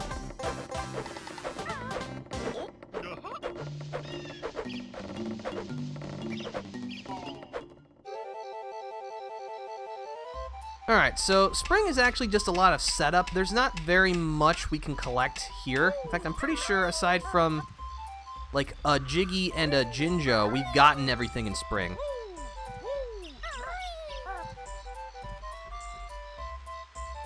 I can land here. Let's see, where's... Stage entrance is over this way. Okay.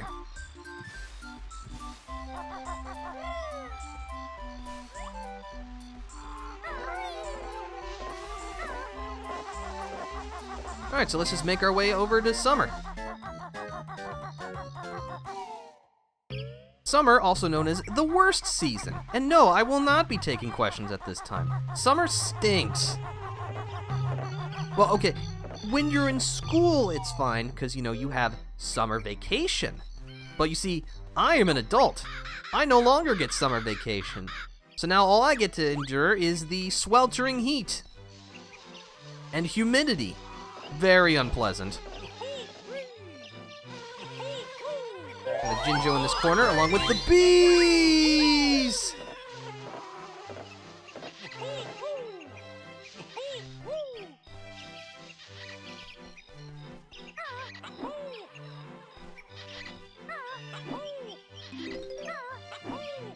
No, please let me up. I would like the musical note. Thank you. So yeah, now that we're in summer, the lake bed is dried up. Is this a lake bed? Or would this be like a little river basin? I'm not sure. But we will find a caterpillar. So yeah, we'll need enough caterpillars to help feed Irie.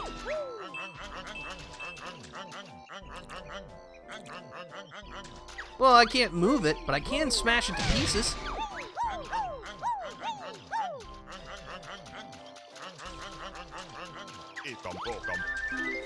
However, the slope is actually too steep to climb up, so we cannot collect our reward now. We'll have to collect it later.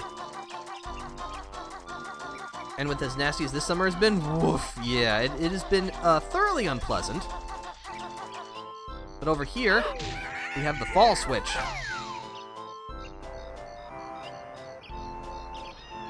Perfect.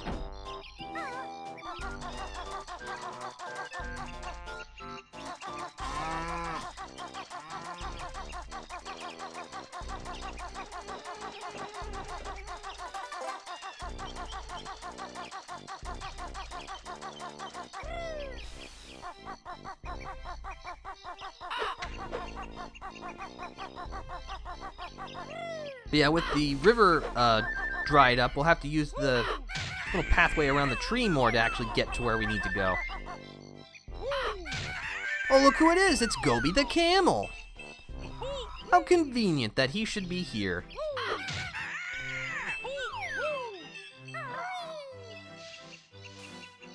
There's just an extra life in the corner.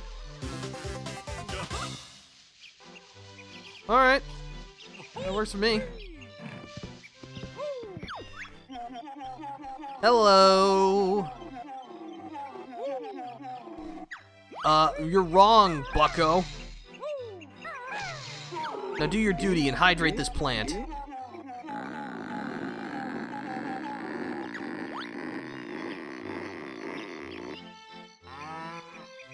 Alright, well, we can't do it again in this season, so we'll just have to come back. Another caterpillar.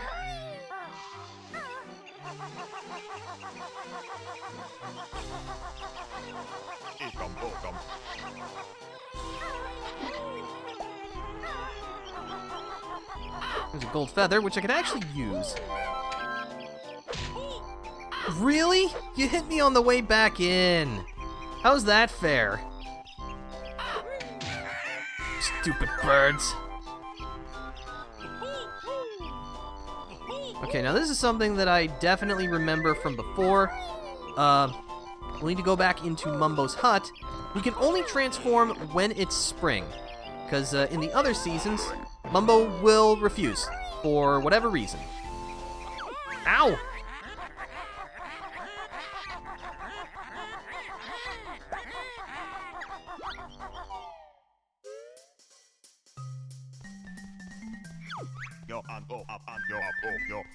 Too hot for magic. Mumbo wants suntan. Alright. Wait, hold on. Doesn't that require skin? Mumbo, you're mostly skull. How do you suntan a skull? Is that even possible? Now I'm asking the questions that I don't think ever needed to be asked, but, well, we're here.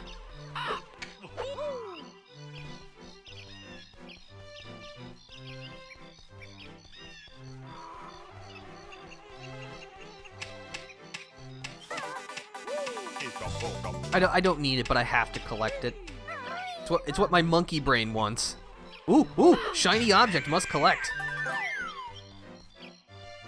Too hot for magic? That's a mood. I agree.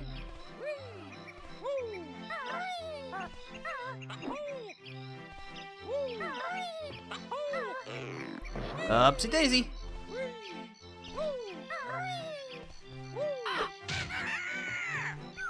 Jiggy.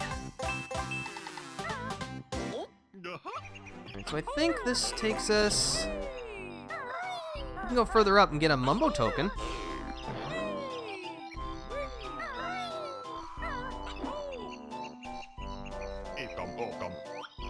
Let's see, that just takes us up to over here. Alright, I'm gonna take the regular way just in case they've hidden anything shiny that I would like to collect.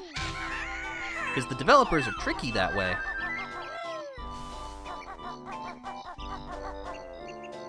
So this is kind of something that I wanted to talk about before finishing the game up. Well, camera. I might have brought it up just a little bit during the first session, but I kind of wanted to ask a question. Is there still room in this world for Banjo-Kazooie as a concept? Now, I know what you're thinking. Why would you ask a question like that? And, well, the reason is that I hate to break it to everyone, but it has been 15 years, at least the time of this recording, since we last had a Banjo game. And that game was Banjo-Kazooie Nuts and Bolts. Which is a game that my opinion has softened on considerably over the years. I will admit, I was one of those people who despised the game when it first came out. Because it was not what I wanted. And these days, it's still not what I want to play, but I'm very much of the opinion now that, you know, what it was trying to do, it did really well. And, okay, it's not for me, but that doesn't mean that it can't be a good game for the people who want it to be that thing. Oh yeah, now we gotta defeat the Zubbas, but, you know. Anyway, Nuts and Bolts did not sell very well.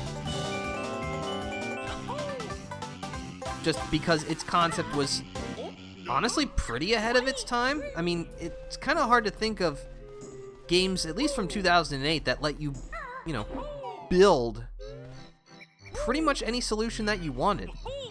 Because, like, I'm trying to think of when, like, the first alpha of Minecraft was. I think that was 09 or 010. And of course, you know, given the recent Legend of Zelda Tears of the Kingdom, we're still seeing developers use many of the ideas that Banjo-Kazooie kind of brought to fruition. Oh yeah, there's a Jiggy over there, but I learned this trick from a speed run.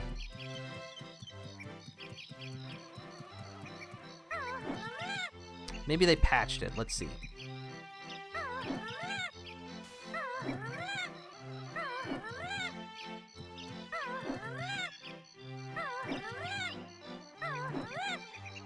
This person was using the N64 version, so they might have tweaked it.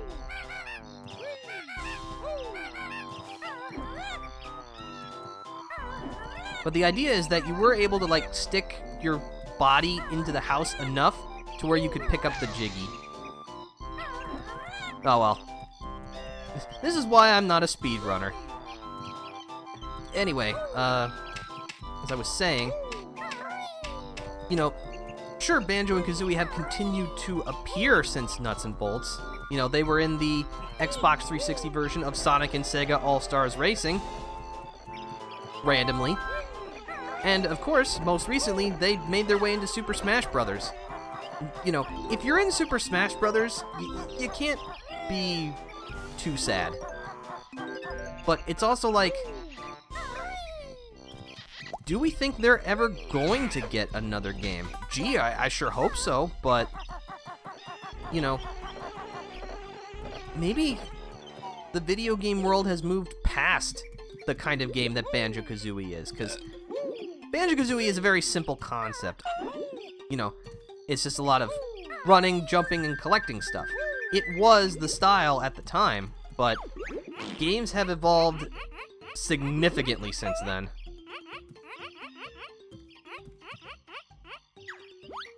Let's see, by the way, how are you feeling about Super Mario Bros. Wonder from what you've seen? I am super excited for Wonder. I've already got it pre-ordered. That's going to be a lot of fun. But let's see. Back to Banjo-Kazooie. You know, again, it's a simple game. And games have evolved well past what Banjo-Kazooie have done. It just kind of begs a question, could a game like Banjo-Kazooie, like as we see it here, be released today in the, you know, AAA kind of space? Sure, there are indie games trying to do the same thing, and having succeeded, you know, Yooka-Laylee, A Hat in Time, but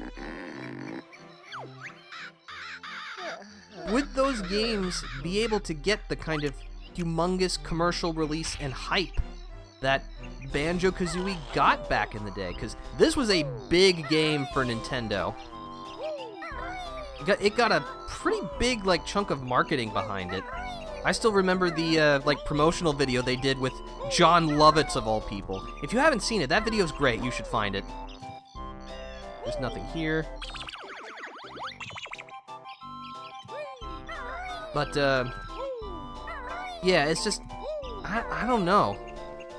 And plus, Rare is decidedly not the company that they were back in the 90s.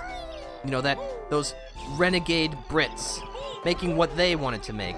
You know, pushing the envelope just a little bit with what they could get away with in an E-rated game. But, you know, many of the people who worked on Banjo-Kazooie have long since left the company. It's just, I'm not sure if we'll ever have the circumstances we need to get a game like Banjo-Kazooie ever again. I would love to be proven wrong on that. And of course, there's also the whole issue of Microsoft. You know, apparently, really it's their decision to make since they're the ones who own the brand. And, you know, Rare's still working, well, supposedly on Everwild, but I mean, really at this point, should we just consider Everwild vaporware at this point? I mean, it was announced, what, several years ago at this point. It looked cool, but I don't know if we've seen any updates since. And that's kind of a shame. I hope it gets released. The world needs more Rare. I'm just gonna say it, but I don't know. I'm just not sure if we're ever gonna have the stars align for a game like this ever again. And I guess I'm just kind of wondering, is that really the worst outcome? I don't know. It's just something worth thinking about, I guess. Ow.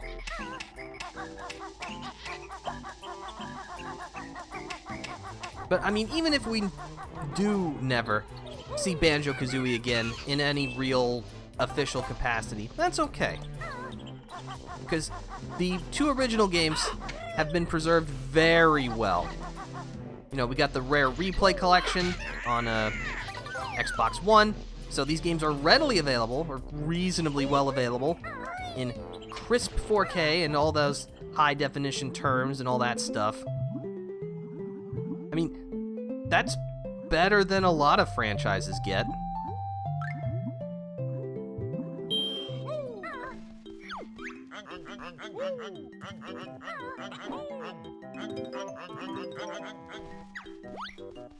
Maybe I'm being a little too doom and gloom about the whole thing, but it's still worth thinking about. Also, that's a really interesting thought. It would be easy for me, local old man gamer, to say, absolutely, gaming needs that, but then I look at the reception that games like Yooka-Laylee got, where they very much made a classic platformer, and then the critics largely didn't like it, and honestly, I think it comes across as, I thought I wanted this until I got it, because honestly, I think Yooka-Laylee is fun. I will be honest, I have not played Yooka-Laylee, because I don't know, I just never felt any kind of strong drive to play it. But I think the issue with Yooka-Laylee was, again, I think you're correct, Pro, that it's a matter of perception. Get out of my way, Dragonfly. You know, it strived, or Yooka-Laylee, strived to bring back, you know, this style of game. And it did very well. Although some people would say not as well as this game did, or, you know, any of the other equivalents of the time. Again, having not played Yooka-Laylee, I cannot comment on that. But it very much feels like you said, people thought they wanted it until they got it, but maybe they were just misremembering. Because again, Banjo-Kazooie is a relatively straightforward game. It's fun, but at least in terms of complexity, there's not a whole lot here. And to some people, that's part of the appeal, but for others, you know, they want something a bit more complex to match the standards that we have today. I don't think that's wrong. It's just... this game originally came out in a world that doesn't exist anymore. Is that a bad thing? That I don't know.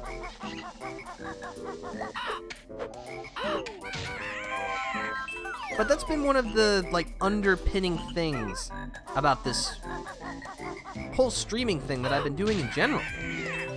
It's to play these games, and with my, I would like to think, more mature worldview and the experience that I've gained, to truly see, one, if these games are still worth playing, and two,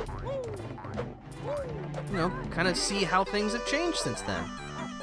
And what we've seen is games in the style of Banjo-Kazooie fade away into the background. Because, I mean, it's not like we've stopped collecting stuff in video games. I'm busy, sweet many leaves, no magic today, alright. Because, you know, just look at the Batman Arkham games.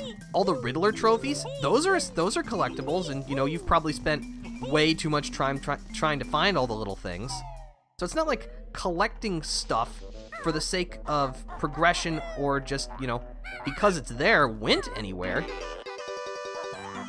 It's just no longer the driving force behind why we play these games. We can tell, you know, more complex, fully realized stories, create living, breathing worlds.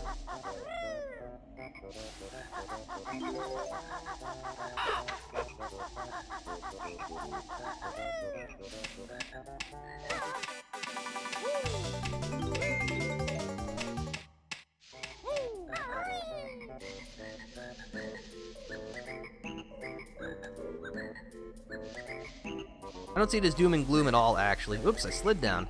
If anything, I think it makes me appreciate this game that much more when we consider all the circumstances and things that had to happen for this game to exist, and have been made to the degree of quality that it was made. It is a reflection of the time it was made, and like you said, this is peak 90s platforming, and coming from a time when this style of game was thriving. Yeah.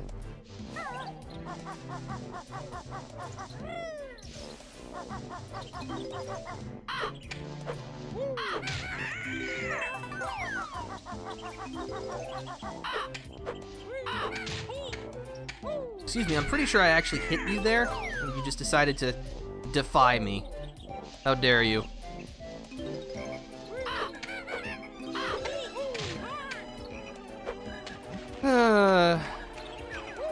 You know what, that's one thing I definitely do not miss. Knockback.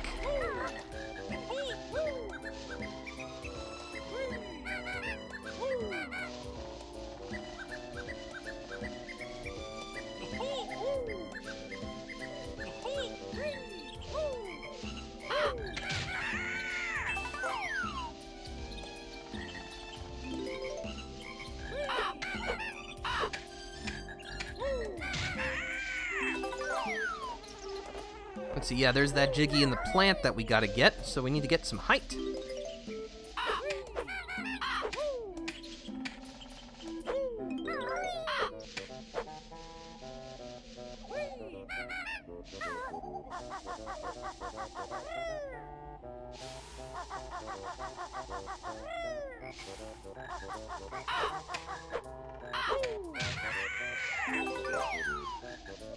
Let's climb up these leaves.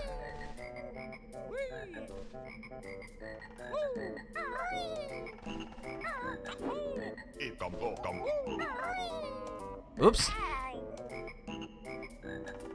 Just walk it up, Banjo. You'll be fine.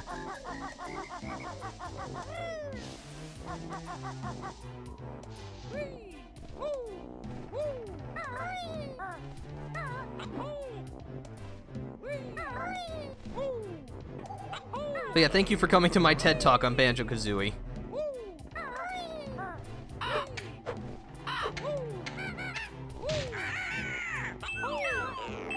Is there even anything to get here, really? No. Oh well.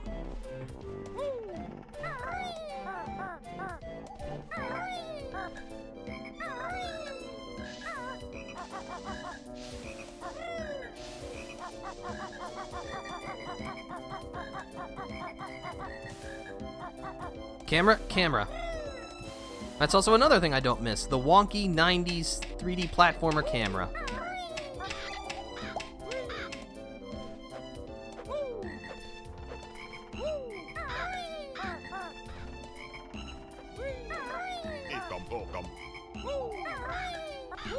Yeah, this world definitely throws a lot of mumbo tokens at you. I'm gonna pick up that golden feather. My supply is looking a little low.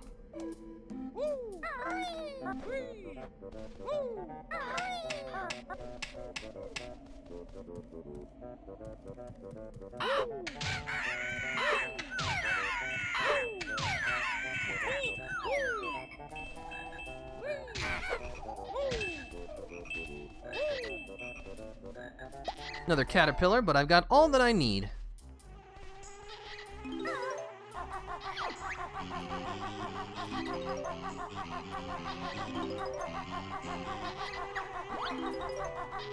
That's alright, we got some notes and another caterpillar.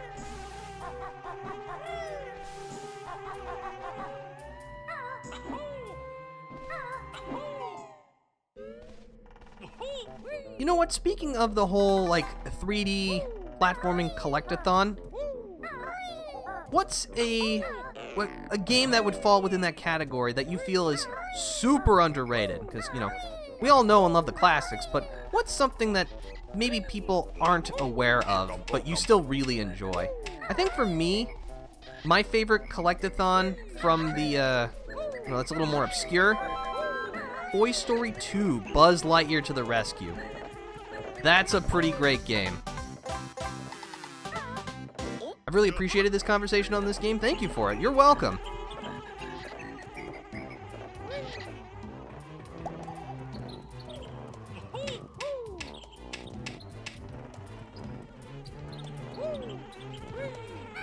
I definitely almost fell off there. Hello.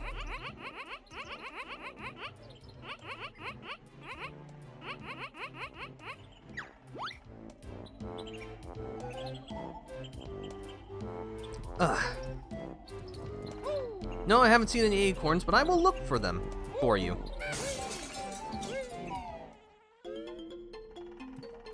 I don't need any eggs.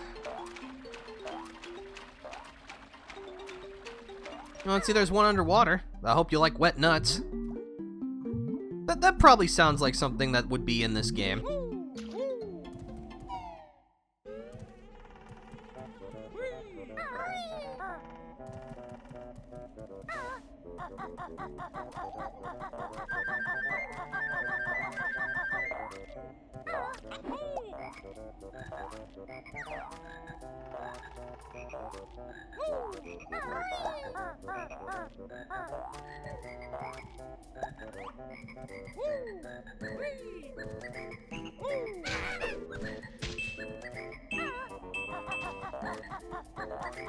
I'll take that.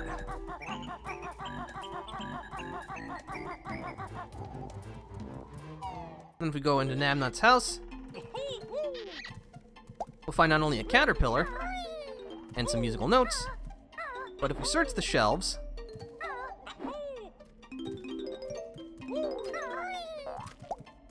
we'll find one last acorn. Alright, here you go. Here, take my nuts.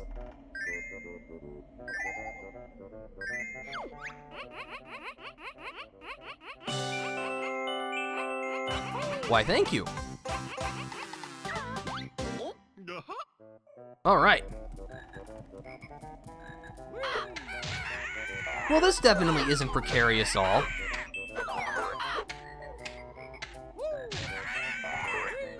There's the winter switch.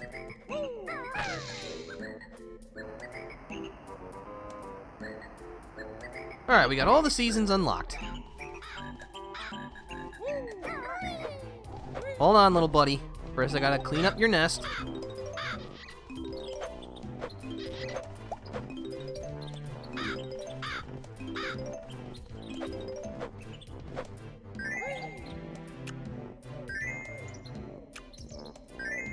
I need 6 more acorns. Bro, there was literally one in your house. I know. What a lazy bum. But I mean, to be fair, most of these games, you know, they make you do everything, even the simplest of tasks. Because everyone in this universe is really lazy.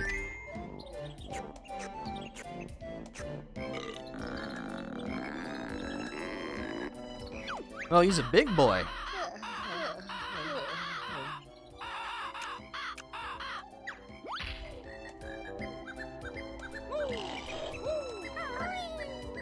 Alright, I'm pretty sure there's nothing here at the top, but we will double check.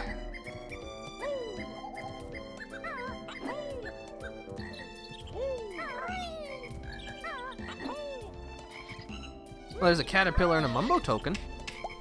That counts. I just had a thought. I don't think it's something I've ever tested before. If you jump off of a high ledge while you're in Wonder Wing, do you take fall damage?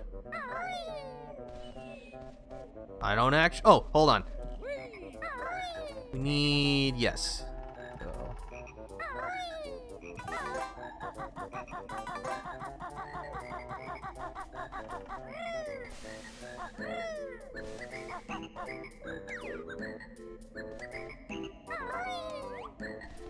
There's the flower Jiggy. I think I would take fall damage from here. Yes, I would. Okay. I flinched.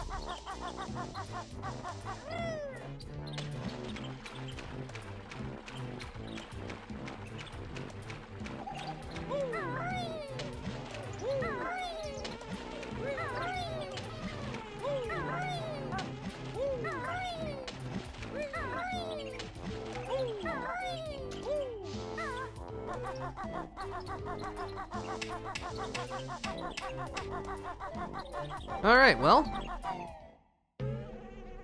there's only one season left. We're off to winter.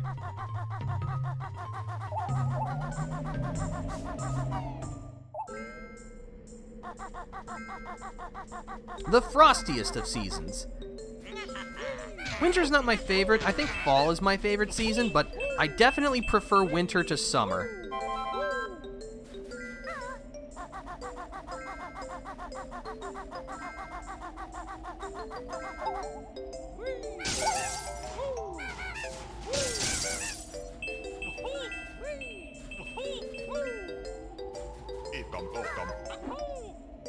We've also finally got some flight pads, so we can navigate this area a bit more easily. Oh, and we got Sir Slushes. Bam! Unfortunately, we don't get any prizes this time for defeating them, but I still want to take them out because the Sir Slushes are jerks.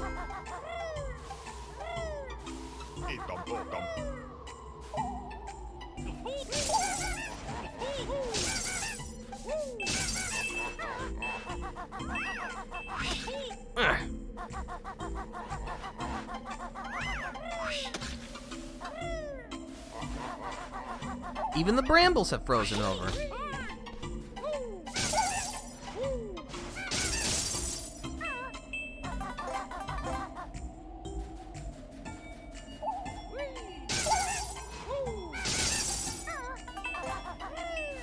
But if we go inside... Oh, hold on. I think... Yes, there's a Jinjo on top of Mumbo's hut. Actually, we'll do it this way. That's right, send him back to Clay Fighter, where he belongs.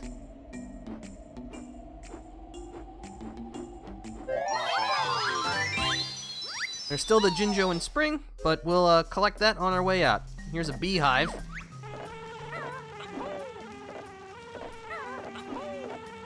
Come back in spring? Alright, well. Also, I like how he got a beehive to house sit for him. I feel like that's a bad choice. But, you know, it's not my house.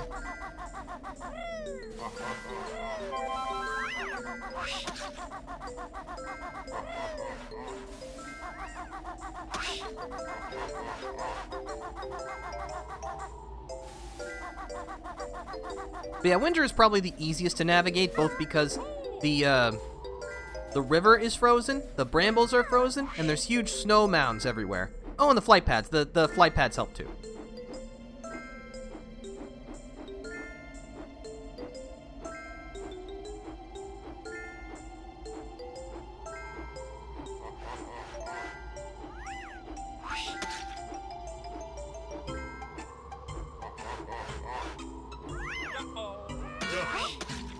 That'll learn ya.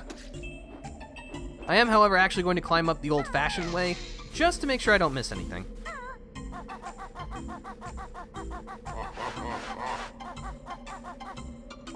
Yes, hello.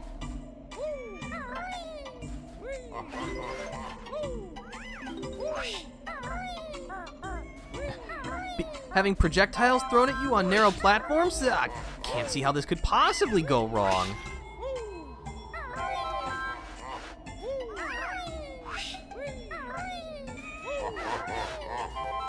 Yeah, keep laughing.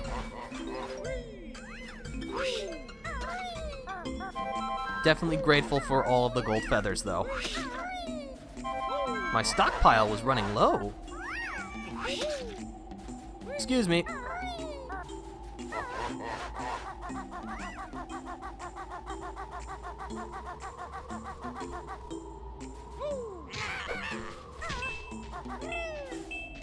Let's see, I think, yeah, there's just a Mumbo token. Unfortunately, I would have to drop down if I got it, so maybe I'll pick it up while I'm flying.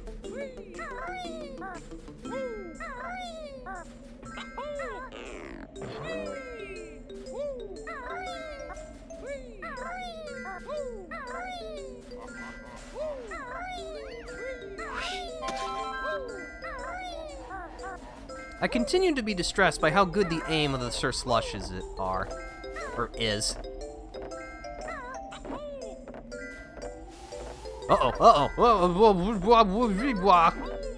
Don't like that.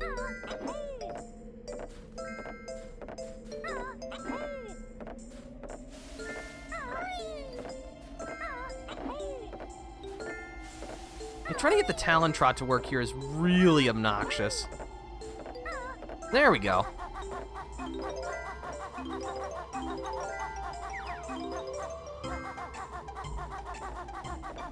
I would have probably hidden a Mumbo token behind the house.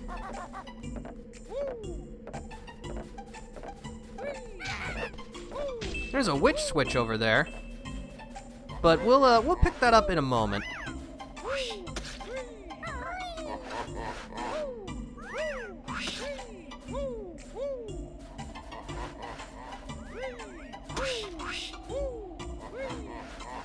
I don't think there's anything in here, but we'll check.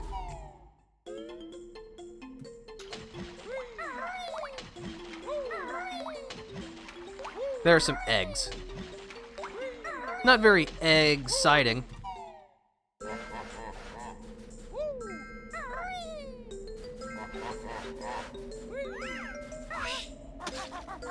There's a flight pad here, which will be convenient.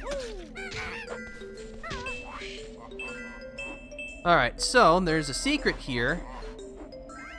Provided. Actually, we could. It is possible to hit this window with a reverse egg. Now, is it possible for me to do that?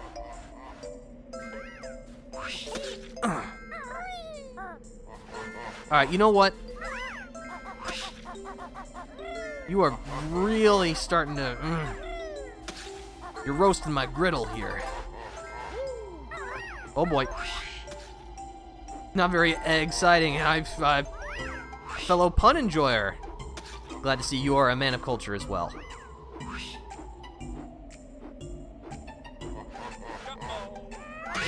Bam! Oh, I definitely thought I landed on solid ground and was about to plummet to my demise. That wouldn't have been very fun.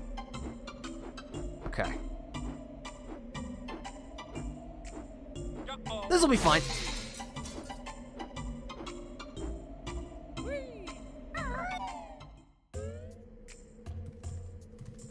But yeah, if we go into this little storeroom, we find these jokers and an empty honeycomb piece.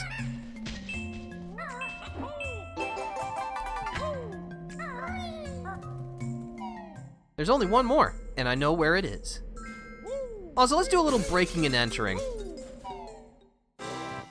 Because this is where one of the stop and swap eggs would be.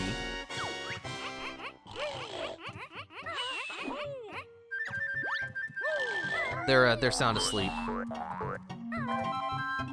And now experiencing a severe winter draft. I'm sure that won't cause any issues.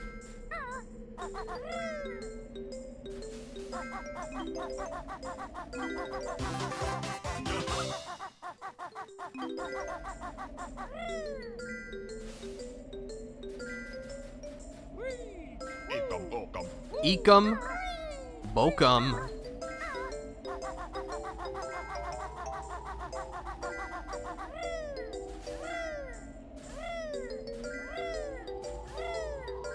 There we go. Alright, let's collect this Jiggy from Irie.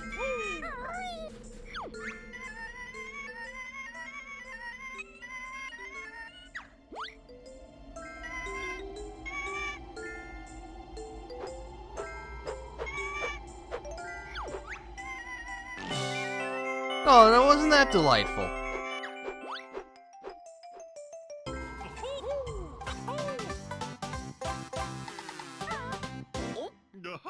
Alright, the last two Jiggies are in Spring, because we need to collect one Jinjo from Spring, and there is one Jiggy in Spring.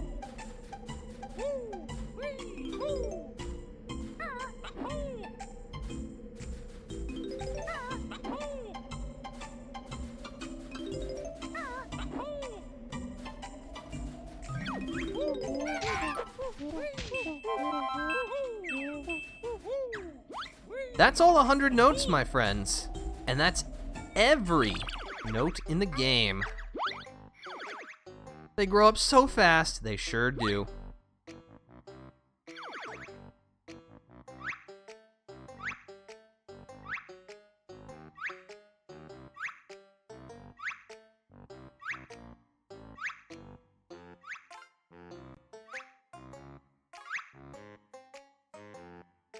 There's just not very much left to get, so let's keep it up, shall we? Let's see, the nearest flight pad is actually really close. Because we need to collect the witch switch. Well, I say, oh boy, oh. Oh, that was only one honeycomb. Alright, you know what? That could have been way worse.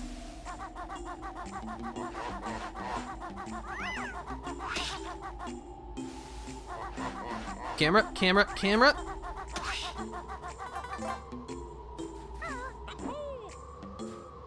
Alright, first, let's get that witch switch.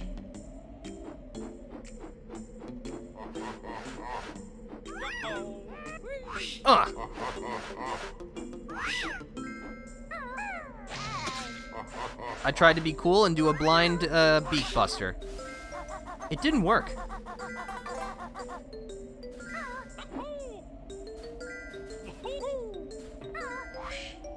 Alright, let's run that back.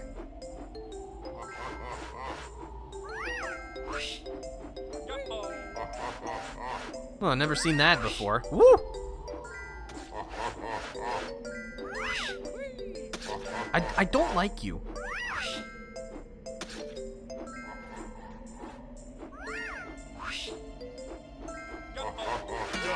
There we go. Alright, that'll make this easier.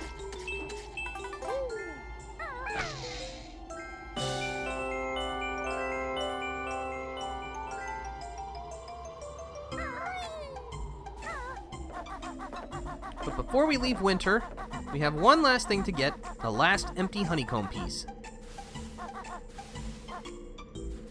We'll have to go into here. Unfortunately, the water is so cold that it works like the oil and deplete our oxygen quickly.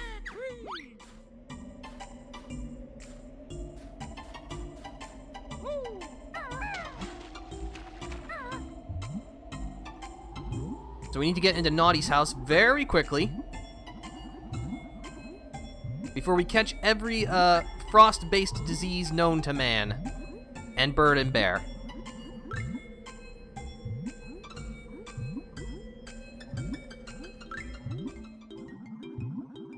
All right.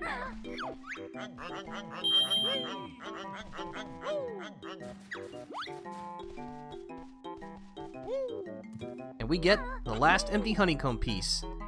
And for our efforts, our prize is a wonderful... absolutely nothing. Yeah, your maximum health is 8.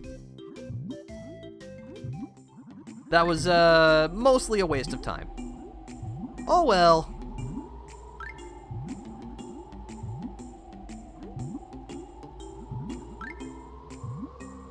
Yeah, I don't know why they did it like that. I guess they just wanted to make sure you could get to the 8 maximum health. Alright.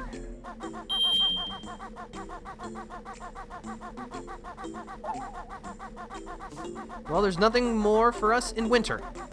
It's time to return to spring.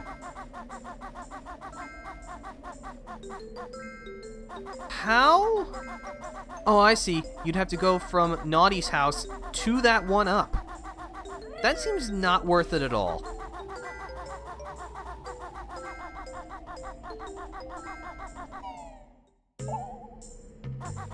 Alright, back to spring.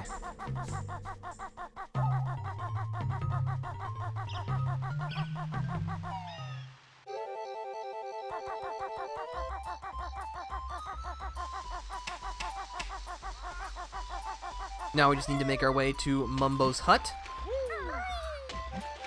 for the final transformation, as well as the ability to collect the remaining Jiggies.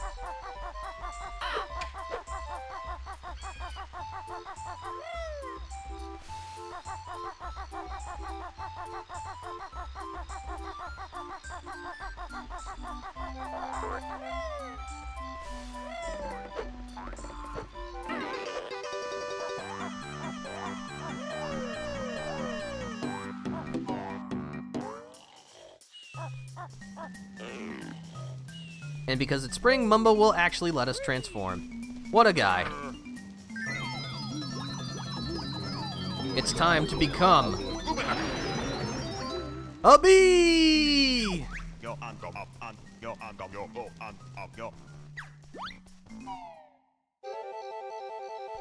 So, jump, then press A again to take to the skies. You have unlimited flight. And because we're a bee, these traps called snare bears, which is a great name by the way, won't bother us, and we'll be able to go into the beehive.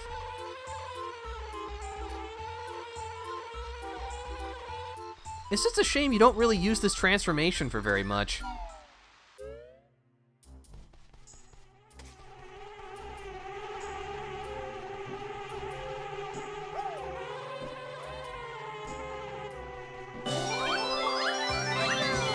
Oh, I got a gamer picture.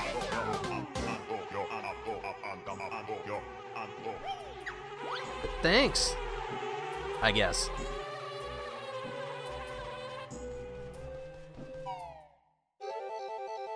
Alright, and then our last Jiggy is actually at the very tippy-tip top of the tree. Actually, could we pick this up in winter? I'm pretty sure we could, but, well, I'm here now, so gonna get it.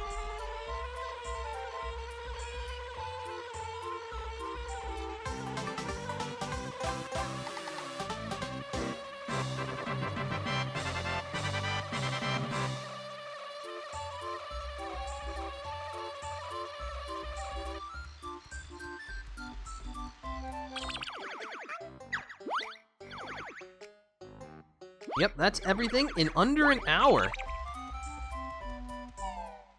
That's what happens when you're efficient. Alright, land on the pad.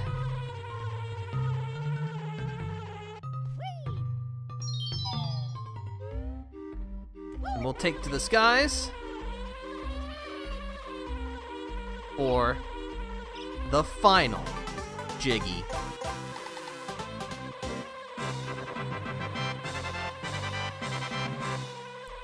With that, we check our totals.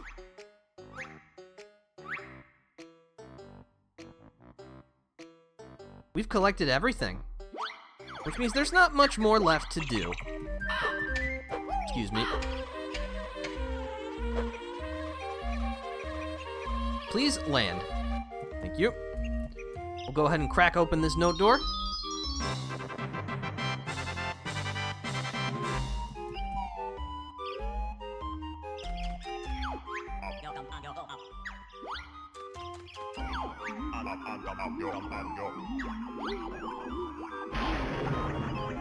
Now, if you've played this game before, you know exactly what's about to happen. But if you haven't, prepare yourselves.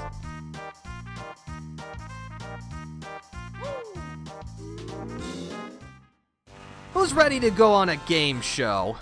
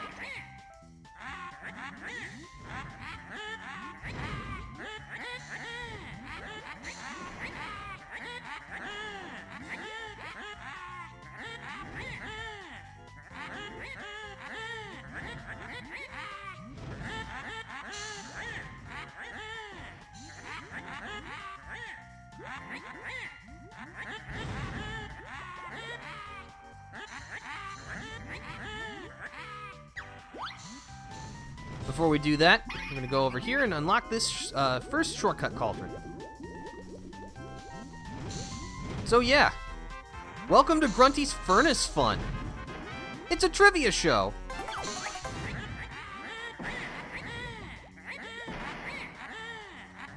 So yeah, we gotta make our way to the end of the path, and we gotta get there by answering questions. The tile type will determine the question you will receive. A Banjo-Kazooie tile is a general game knowledge question.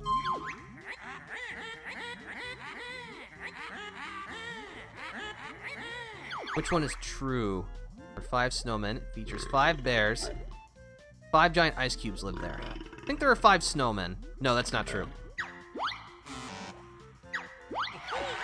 If you get it wrong, you take damage. And you will need to get a question right before you can proceed. Give me the names of what they chomp. It's Yumblies and Grumblies.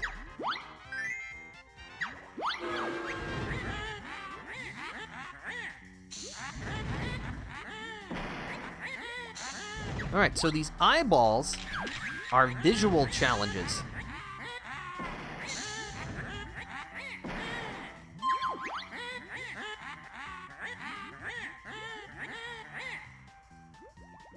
That is Ticker's Tower in Mumbo's Mountain.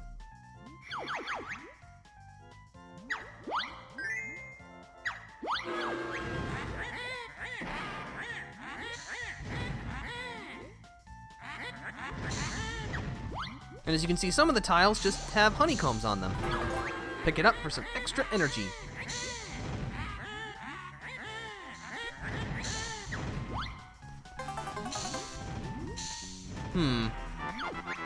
Oh, this is a Grunty question. So this is where all of your speaking with Gruntilda will come into play. If you haven't been talking to her, I guess you'll just despair.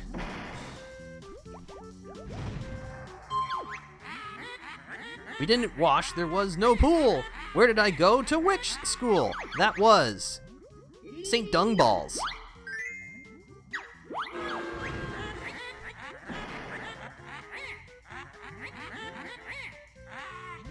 She sure did.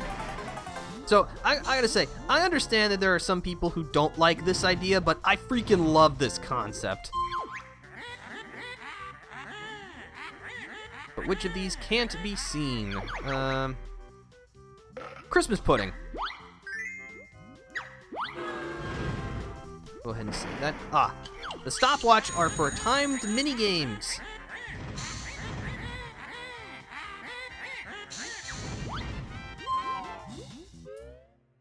Oh, this one.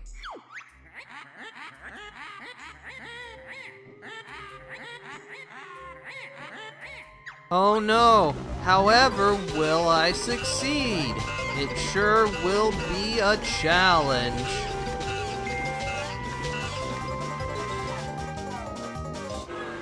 No problem.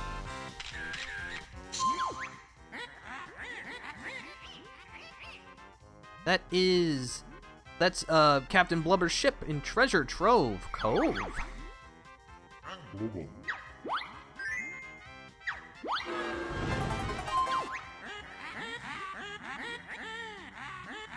What is the leaking bucket's name?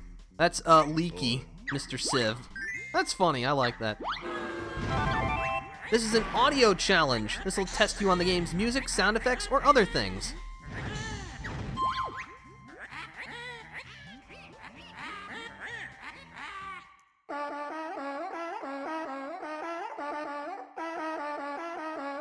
That's Wazza the Walrus. Rob Nut the Squirrel. Oh, they even got Wazza to voice his own answer. I like that. Alright, I am going to make a little detour. Mr. Civ is awesome. Whom at school was my best friend? That was Sweaty Betty. I did it. The sand you see it glide. In Gobi's Valley, what's the ride? A magic taxi cab. No, they're magic carpets. In Monster Mansion, you can creep. But what wakes the ghost from his sleep? It's a Banjo treads on the creaky floorboards. Banjo hits him with a plank of wood. This is a Joker square. A Joker square will give you one chance to get the question right, and Grunty will ask the question from all the various categories, except the timed minigames. If you get it wrong, you take a hit, and you can't try again. But this wrong, make a mistake. Which color Jinjo is a fake? There are no brown Jinjos. You'll earn Jokers!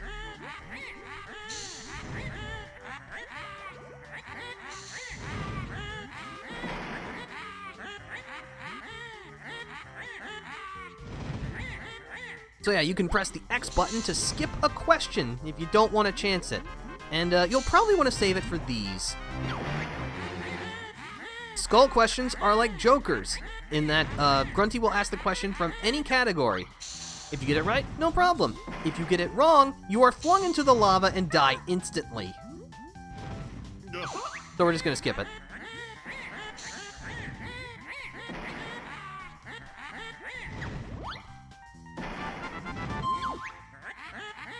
I'm not pretty, I'm quite a mess. What do I hide under my dress? Why, it's a flea circus. You absolutely disgusting hag.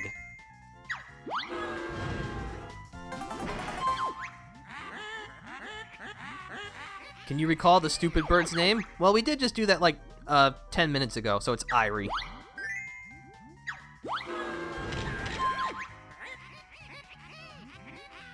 Let's see, this is Mumbo's Mountain.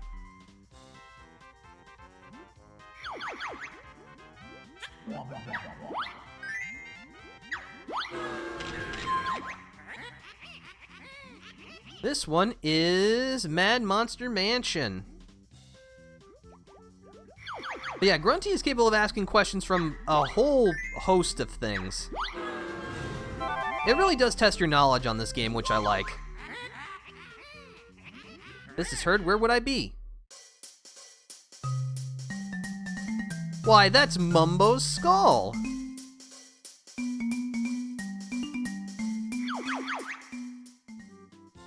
inside the shaman's skull.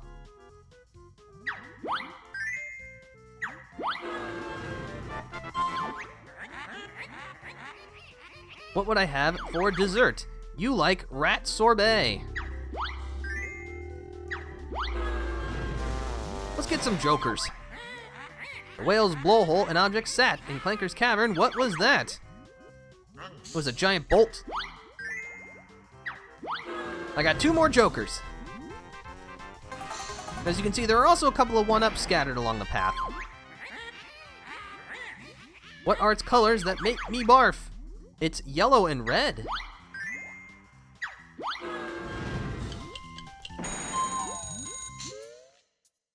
Oh, this one.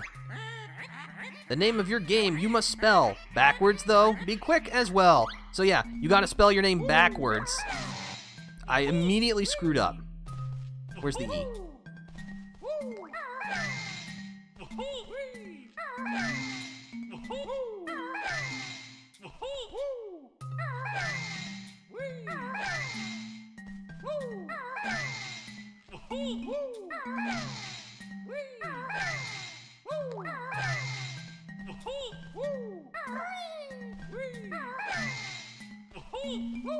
Oh, oh, oh, I need an O. Oh, oh, oh, where's... No, wait, I need an N. No, I need an O. Oh, no. Where... Am I blind? Oh, no, I goofed. I goofed. I needed an N.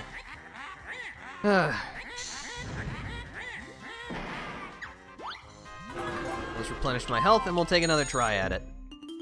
Oh, okay.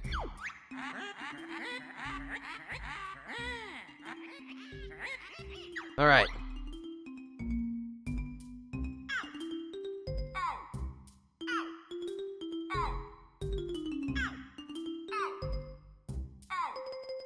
Okay.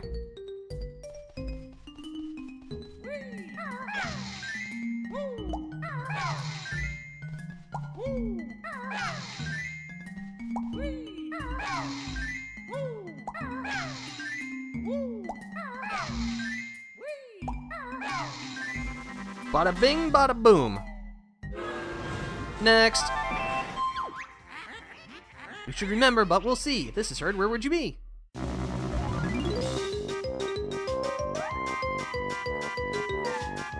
That's, you're fighting the Zubbas. Inside the Hornet Hive.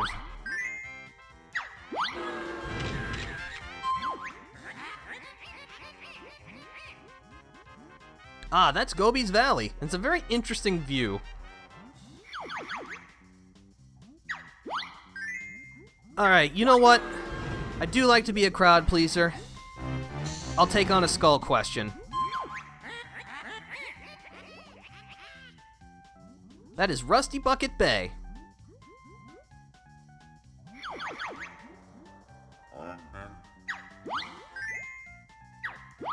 Aha!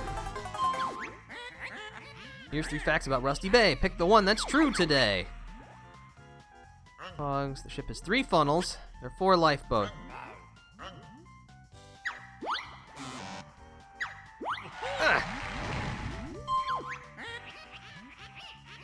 How many notes for the first note door? You need 50.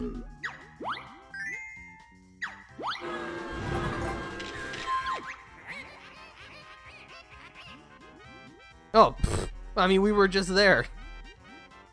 That is Bubble Gloop Swamp.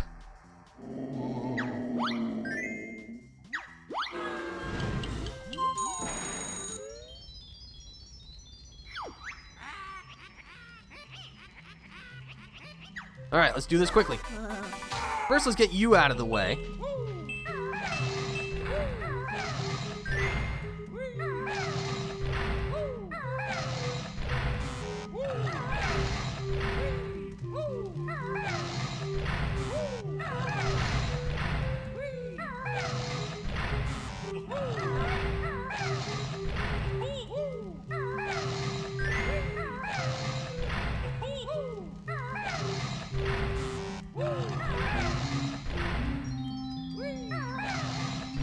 Nope, that's not right.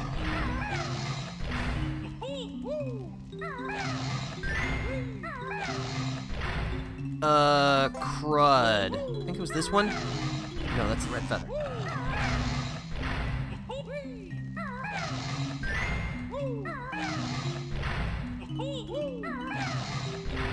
Oh no.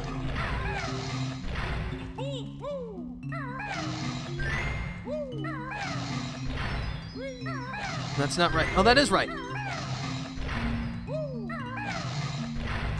No! I made too many mistakes. One thing that makes me smile, there are people whose job it was to come up with all of Grunty's rhymes. What a fun gig. I agree. Oh, this one again. All right. Now I can show you how bad my short-term memory is.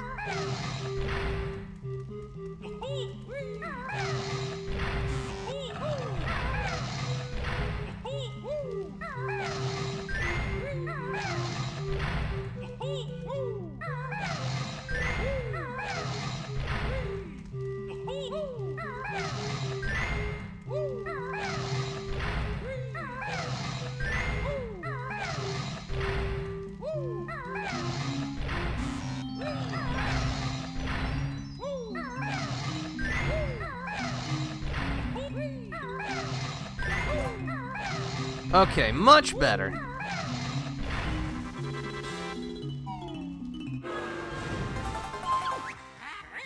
In Momo's Mountain, you don't know. What does that big gorilla throw? He throws oranges, he throws barrels. I'll skip that one. What type toothpaste do I use? You use salted slug.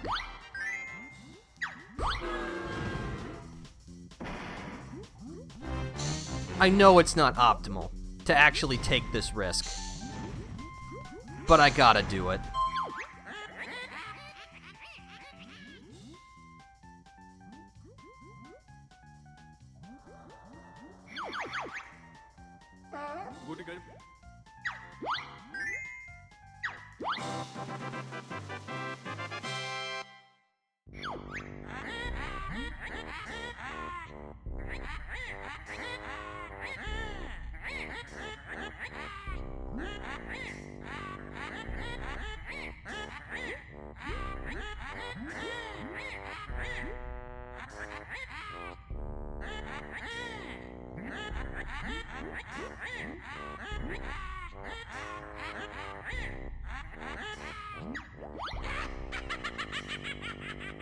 Well, see you later.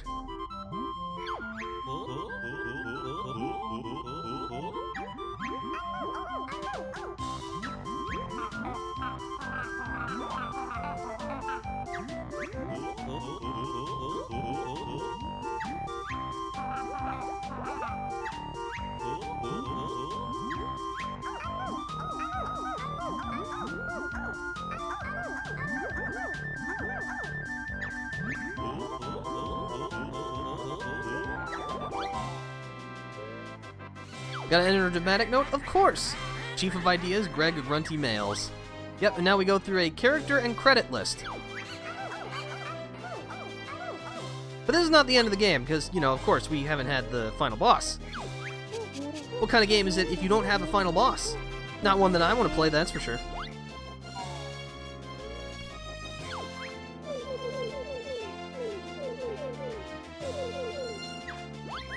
I do like that they come up with all these funny names for, like, the usual tasks, you know, Deputy Keyboard Tapper.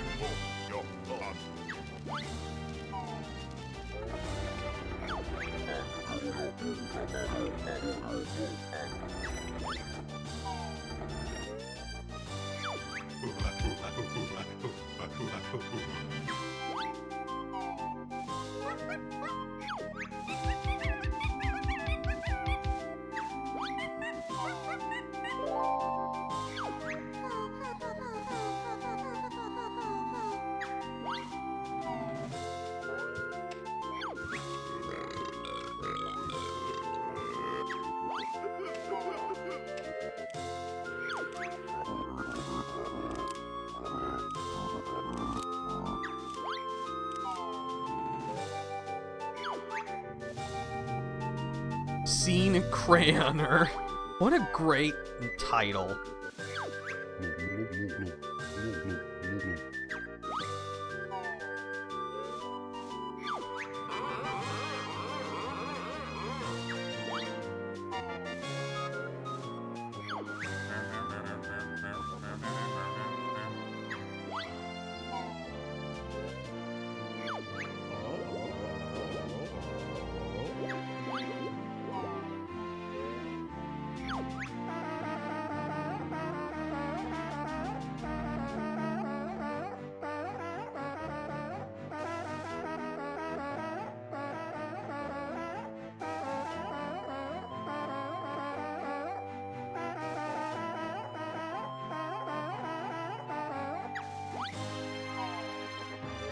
Big noisemaker.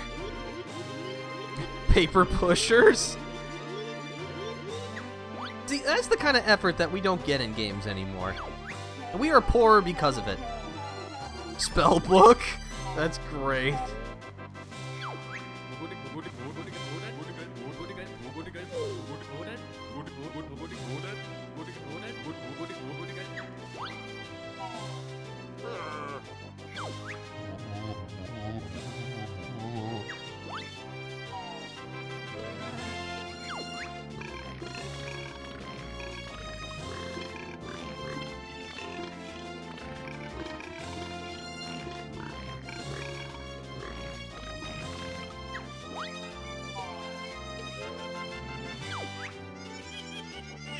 Bean counting.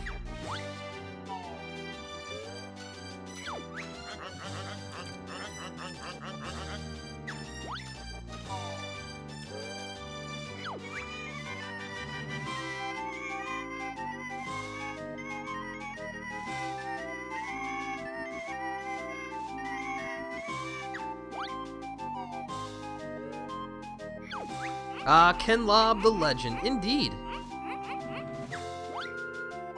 Also the namesake of GoldenEye's legendary K-Lob weapon.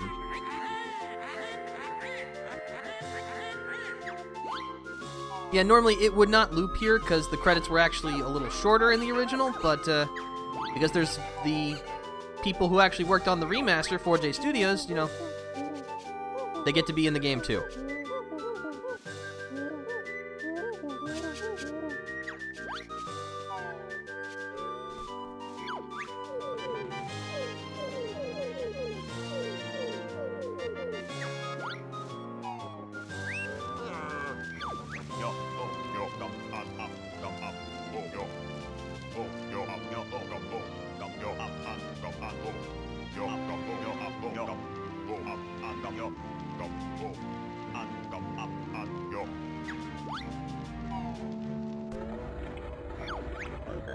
I actually don't remember how far the new credits go.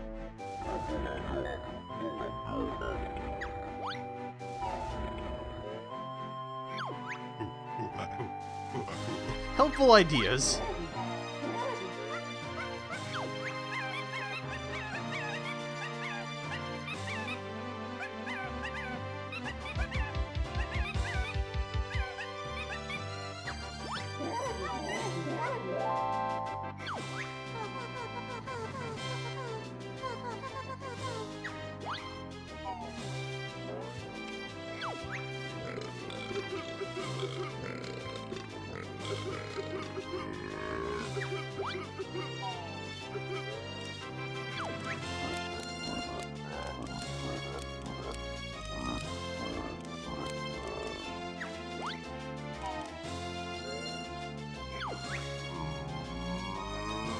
I wonder what all of these people think of this game now. Do you think any of the developers realized that they were truly making a classic at the time? I don't know. That's always fascinating to think about. Cat herders? I don't even know what job that's supposed to be. That's really funny. Oh hey, Phil Spencer, I heard of that guy. Wonder what happened to him. I don't know.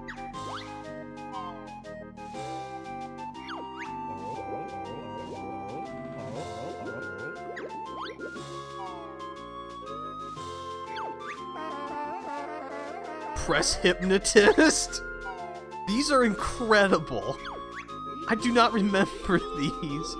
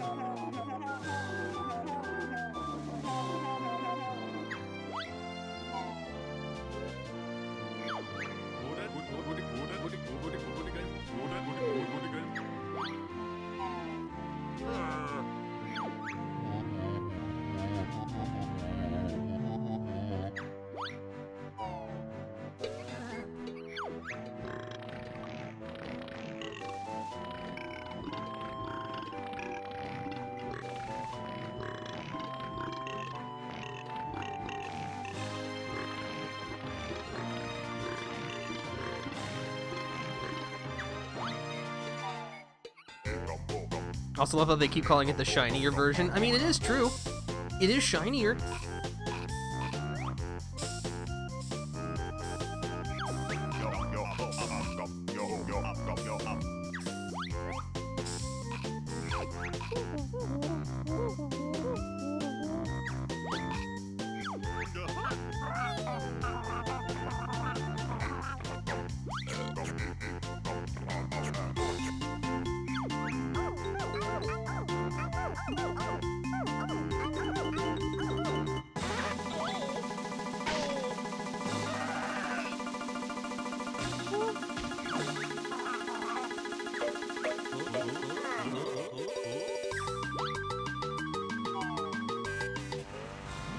And thankfully this will just take us back right here.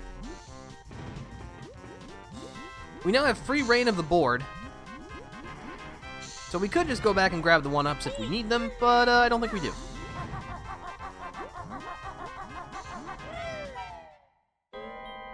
Here we are, my friends, the top of Grunty's lair.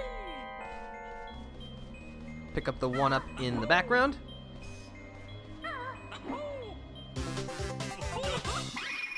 And this is the last shortcut cauldron. So, in order to get to the final area, you need 810 notes, which is 90% of the total notes in the entire game.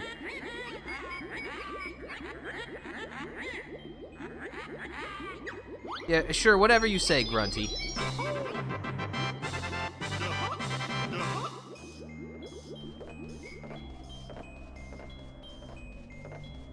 And then over here,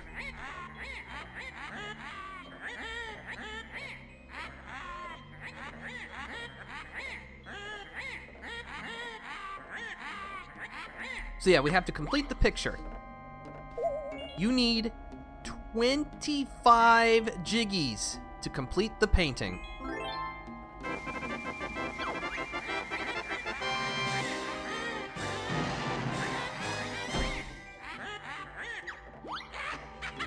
So yeah, you need at least 94 of the game's 100 jiggies to reach the end. And I've said this previously, that is one of the problems I have with Banjo-Kazooie. You just need too much stuff to actually get to the end of the game. Oh, hello, sentient cauldron.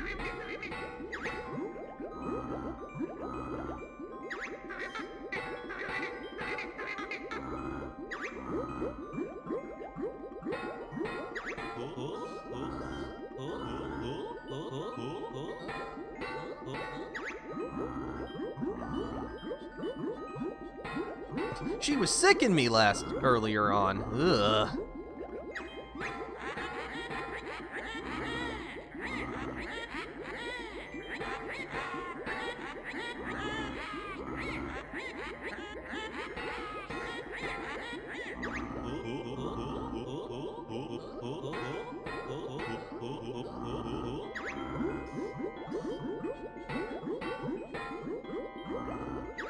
That sounds unsanitary.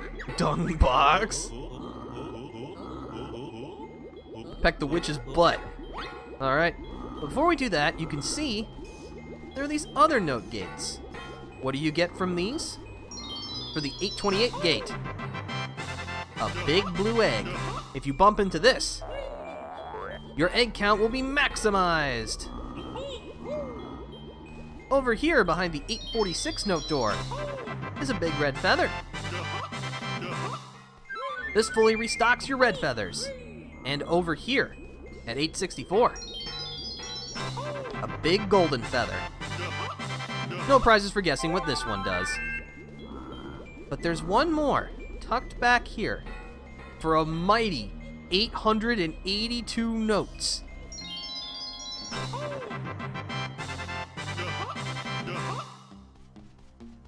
There's one last picture to fill. If you have 4 jiggies to spare,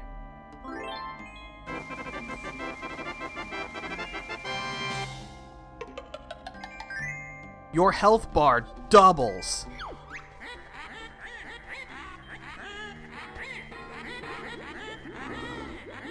Oh, I can't believe you just said that. Okay, hold on. Did I tell you she puked to me? It was awful. Yes, you did. Please stop talking. We're just gonna get this over with.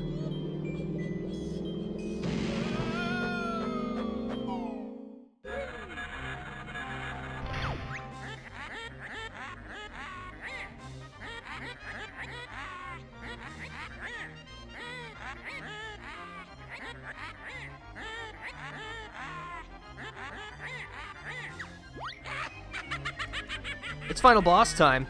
So Grunty has a lot of phases. In this first one, she's just gonna attempt to dive bomb you.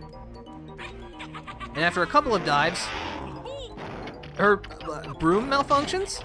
I don't know how, but just attack.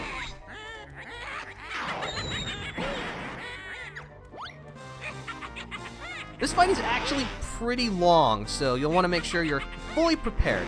If you need items, they're scattered around the perimeter, and they will regenerate over time, so technically you do have unlimited, like, feathers and eggs, but still, you shouldn't waste them.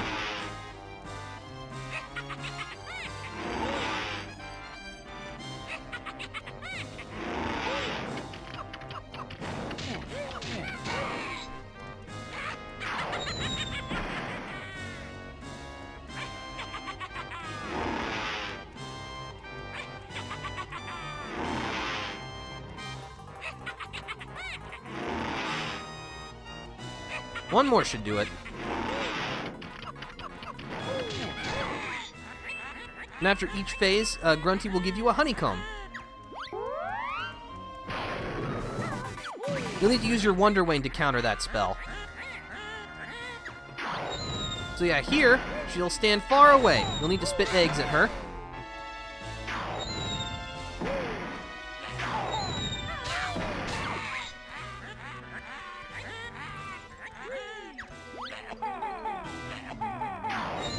Darn camera angle.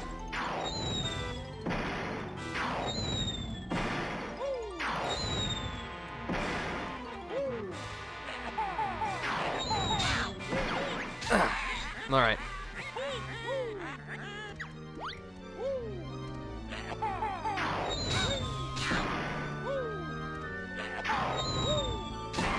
But yeah, you'll need to hit her with 3 eggs each time to get her to move to the next position.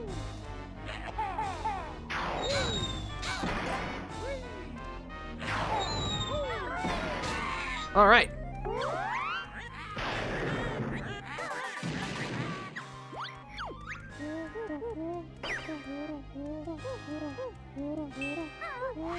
All right, now we take to the sky and use the beak bomb to charge into her. I really need to take a leak. You shouldn't have done that beforehand.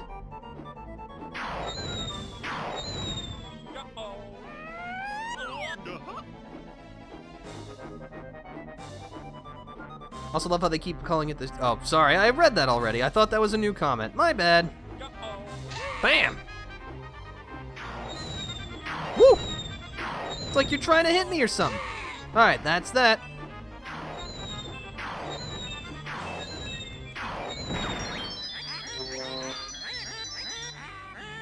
Now she has a barrier.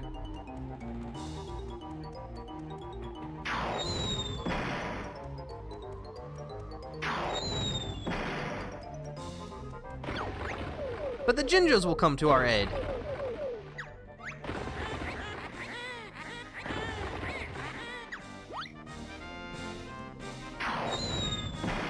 Launch eggs into the Jinjo statues to activate them.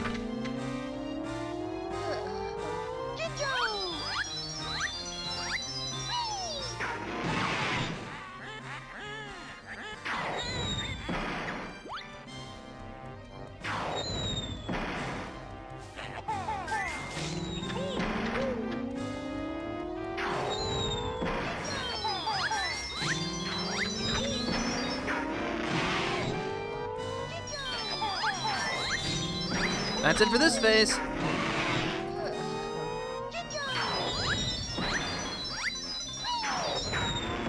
And now we've killed her broom.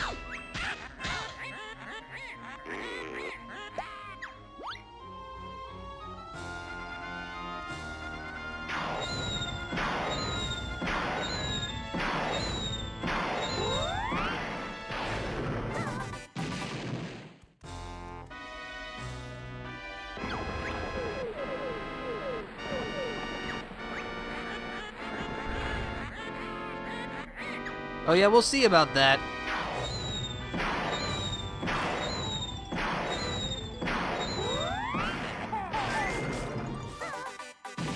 Fill each of the slots with 3 eggs to power the Jinjonator.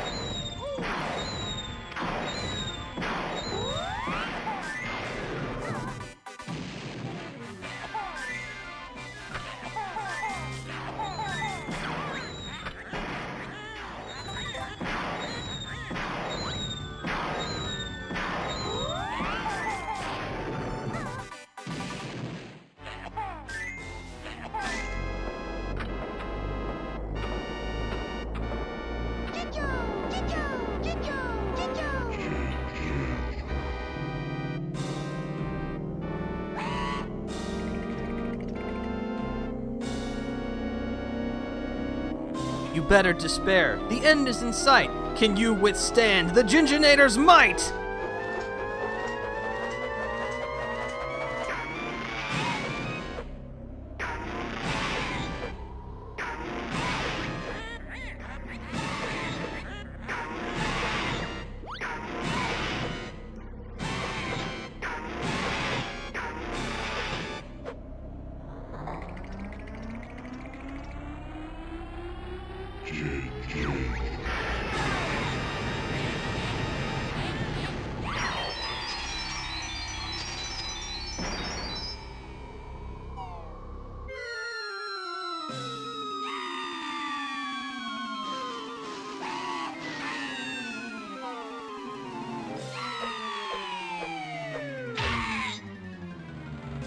Oof.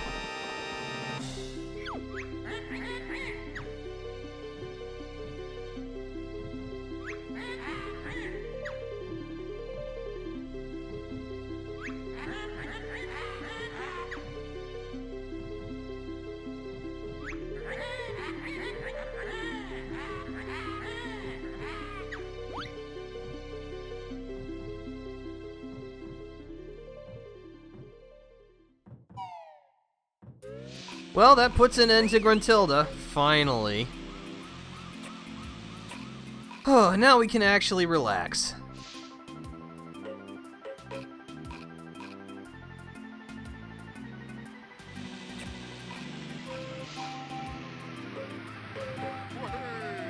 Glad to see Blubber found a jet ski. Never actually been on a jet ski. Are they fun? I imagine they're fun.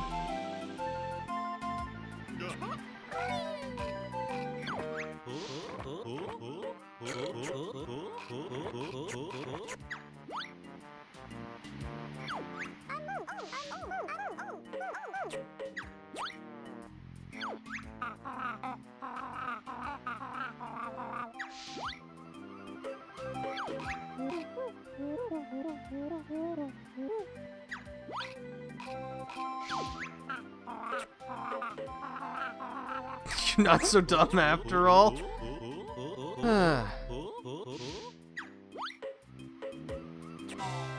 But yeah, now we have a different cast list. No credits again, though.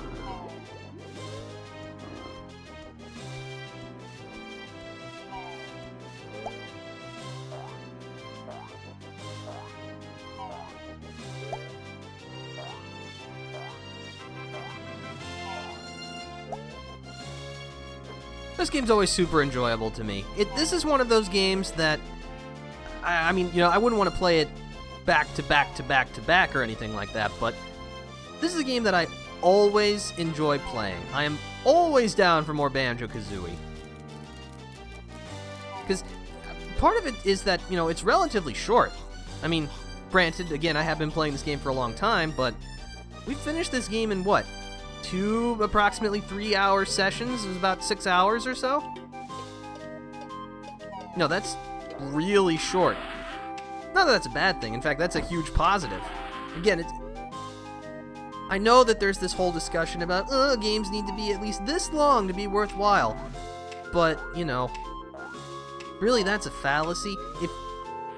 If you're not enjoying the game, you're not enjoying the game. So who cares how long it is? If you're not enjoying it, what are you doing? I don't know.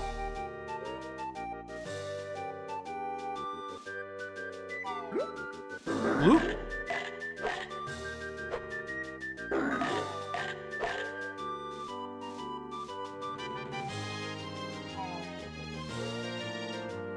But yeah, that's another adventure in the books.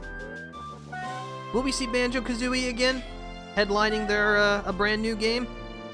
I sure hope so, but even if they don't, you know what?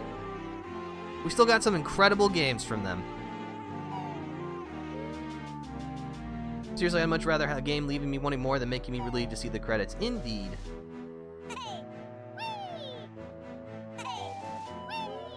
But yeah, I just wanted to give a thanks to Rare. To everyone who had worked, is working, or will work there. You've truly created something timeless, even if you may not have known about it at the time. And I hope you keep that creative spirit. To Banjo-Kazooie, and all the people who have ever loved this game. Here's to 25 years, and to another 25 more, ya cheeky bastards. This is The Defender. Until we meet again, farewell.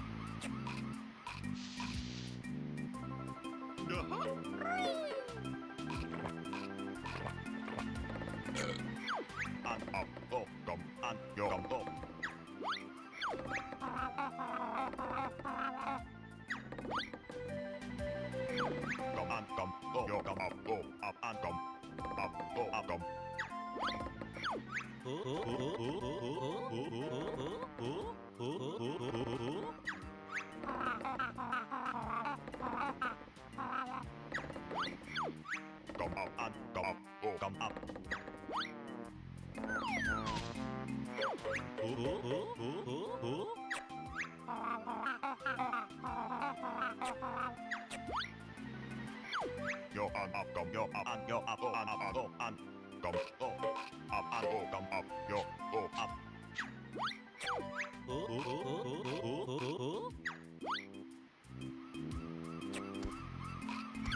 and up and go and yo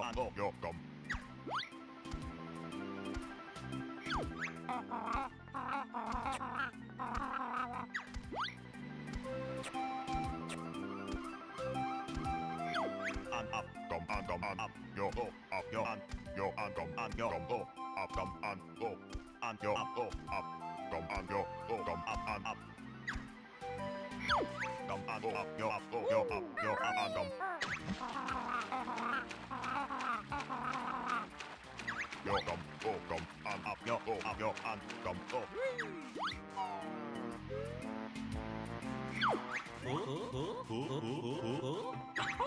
yo and yo up come yo come up come and up and go come go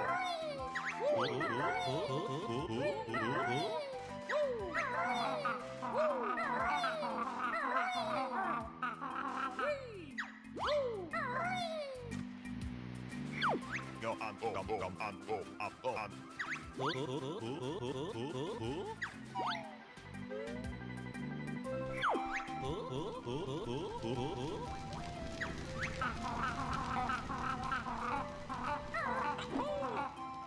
yo come yo and yo up yo come go yo come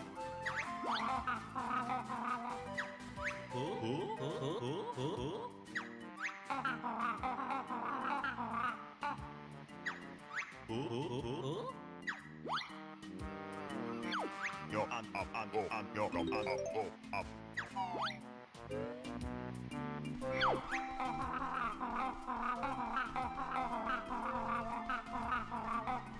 come up come and yo go come go yo and up come yo up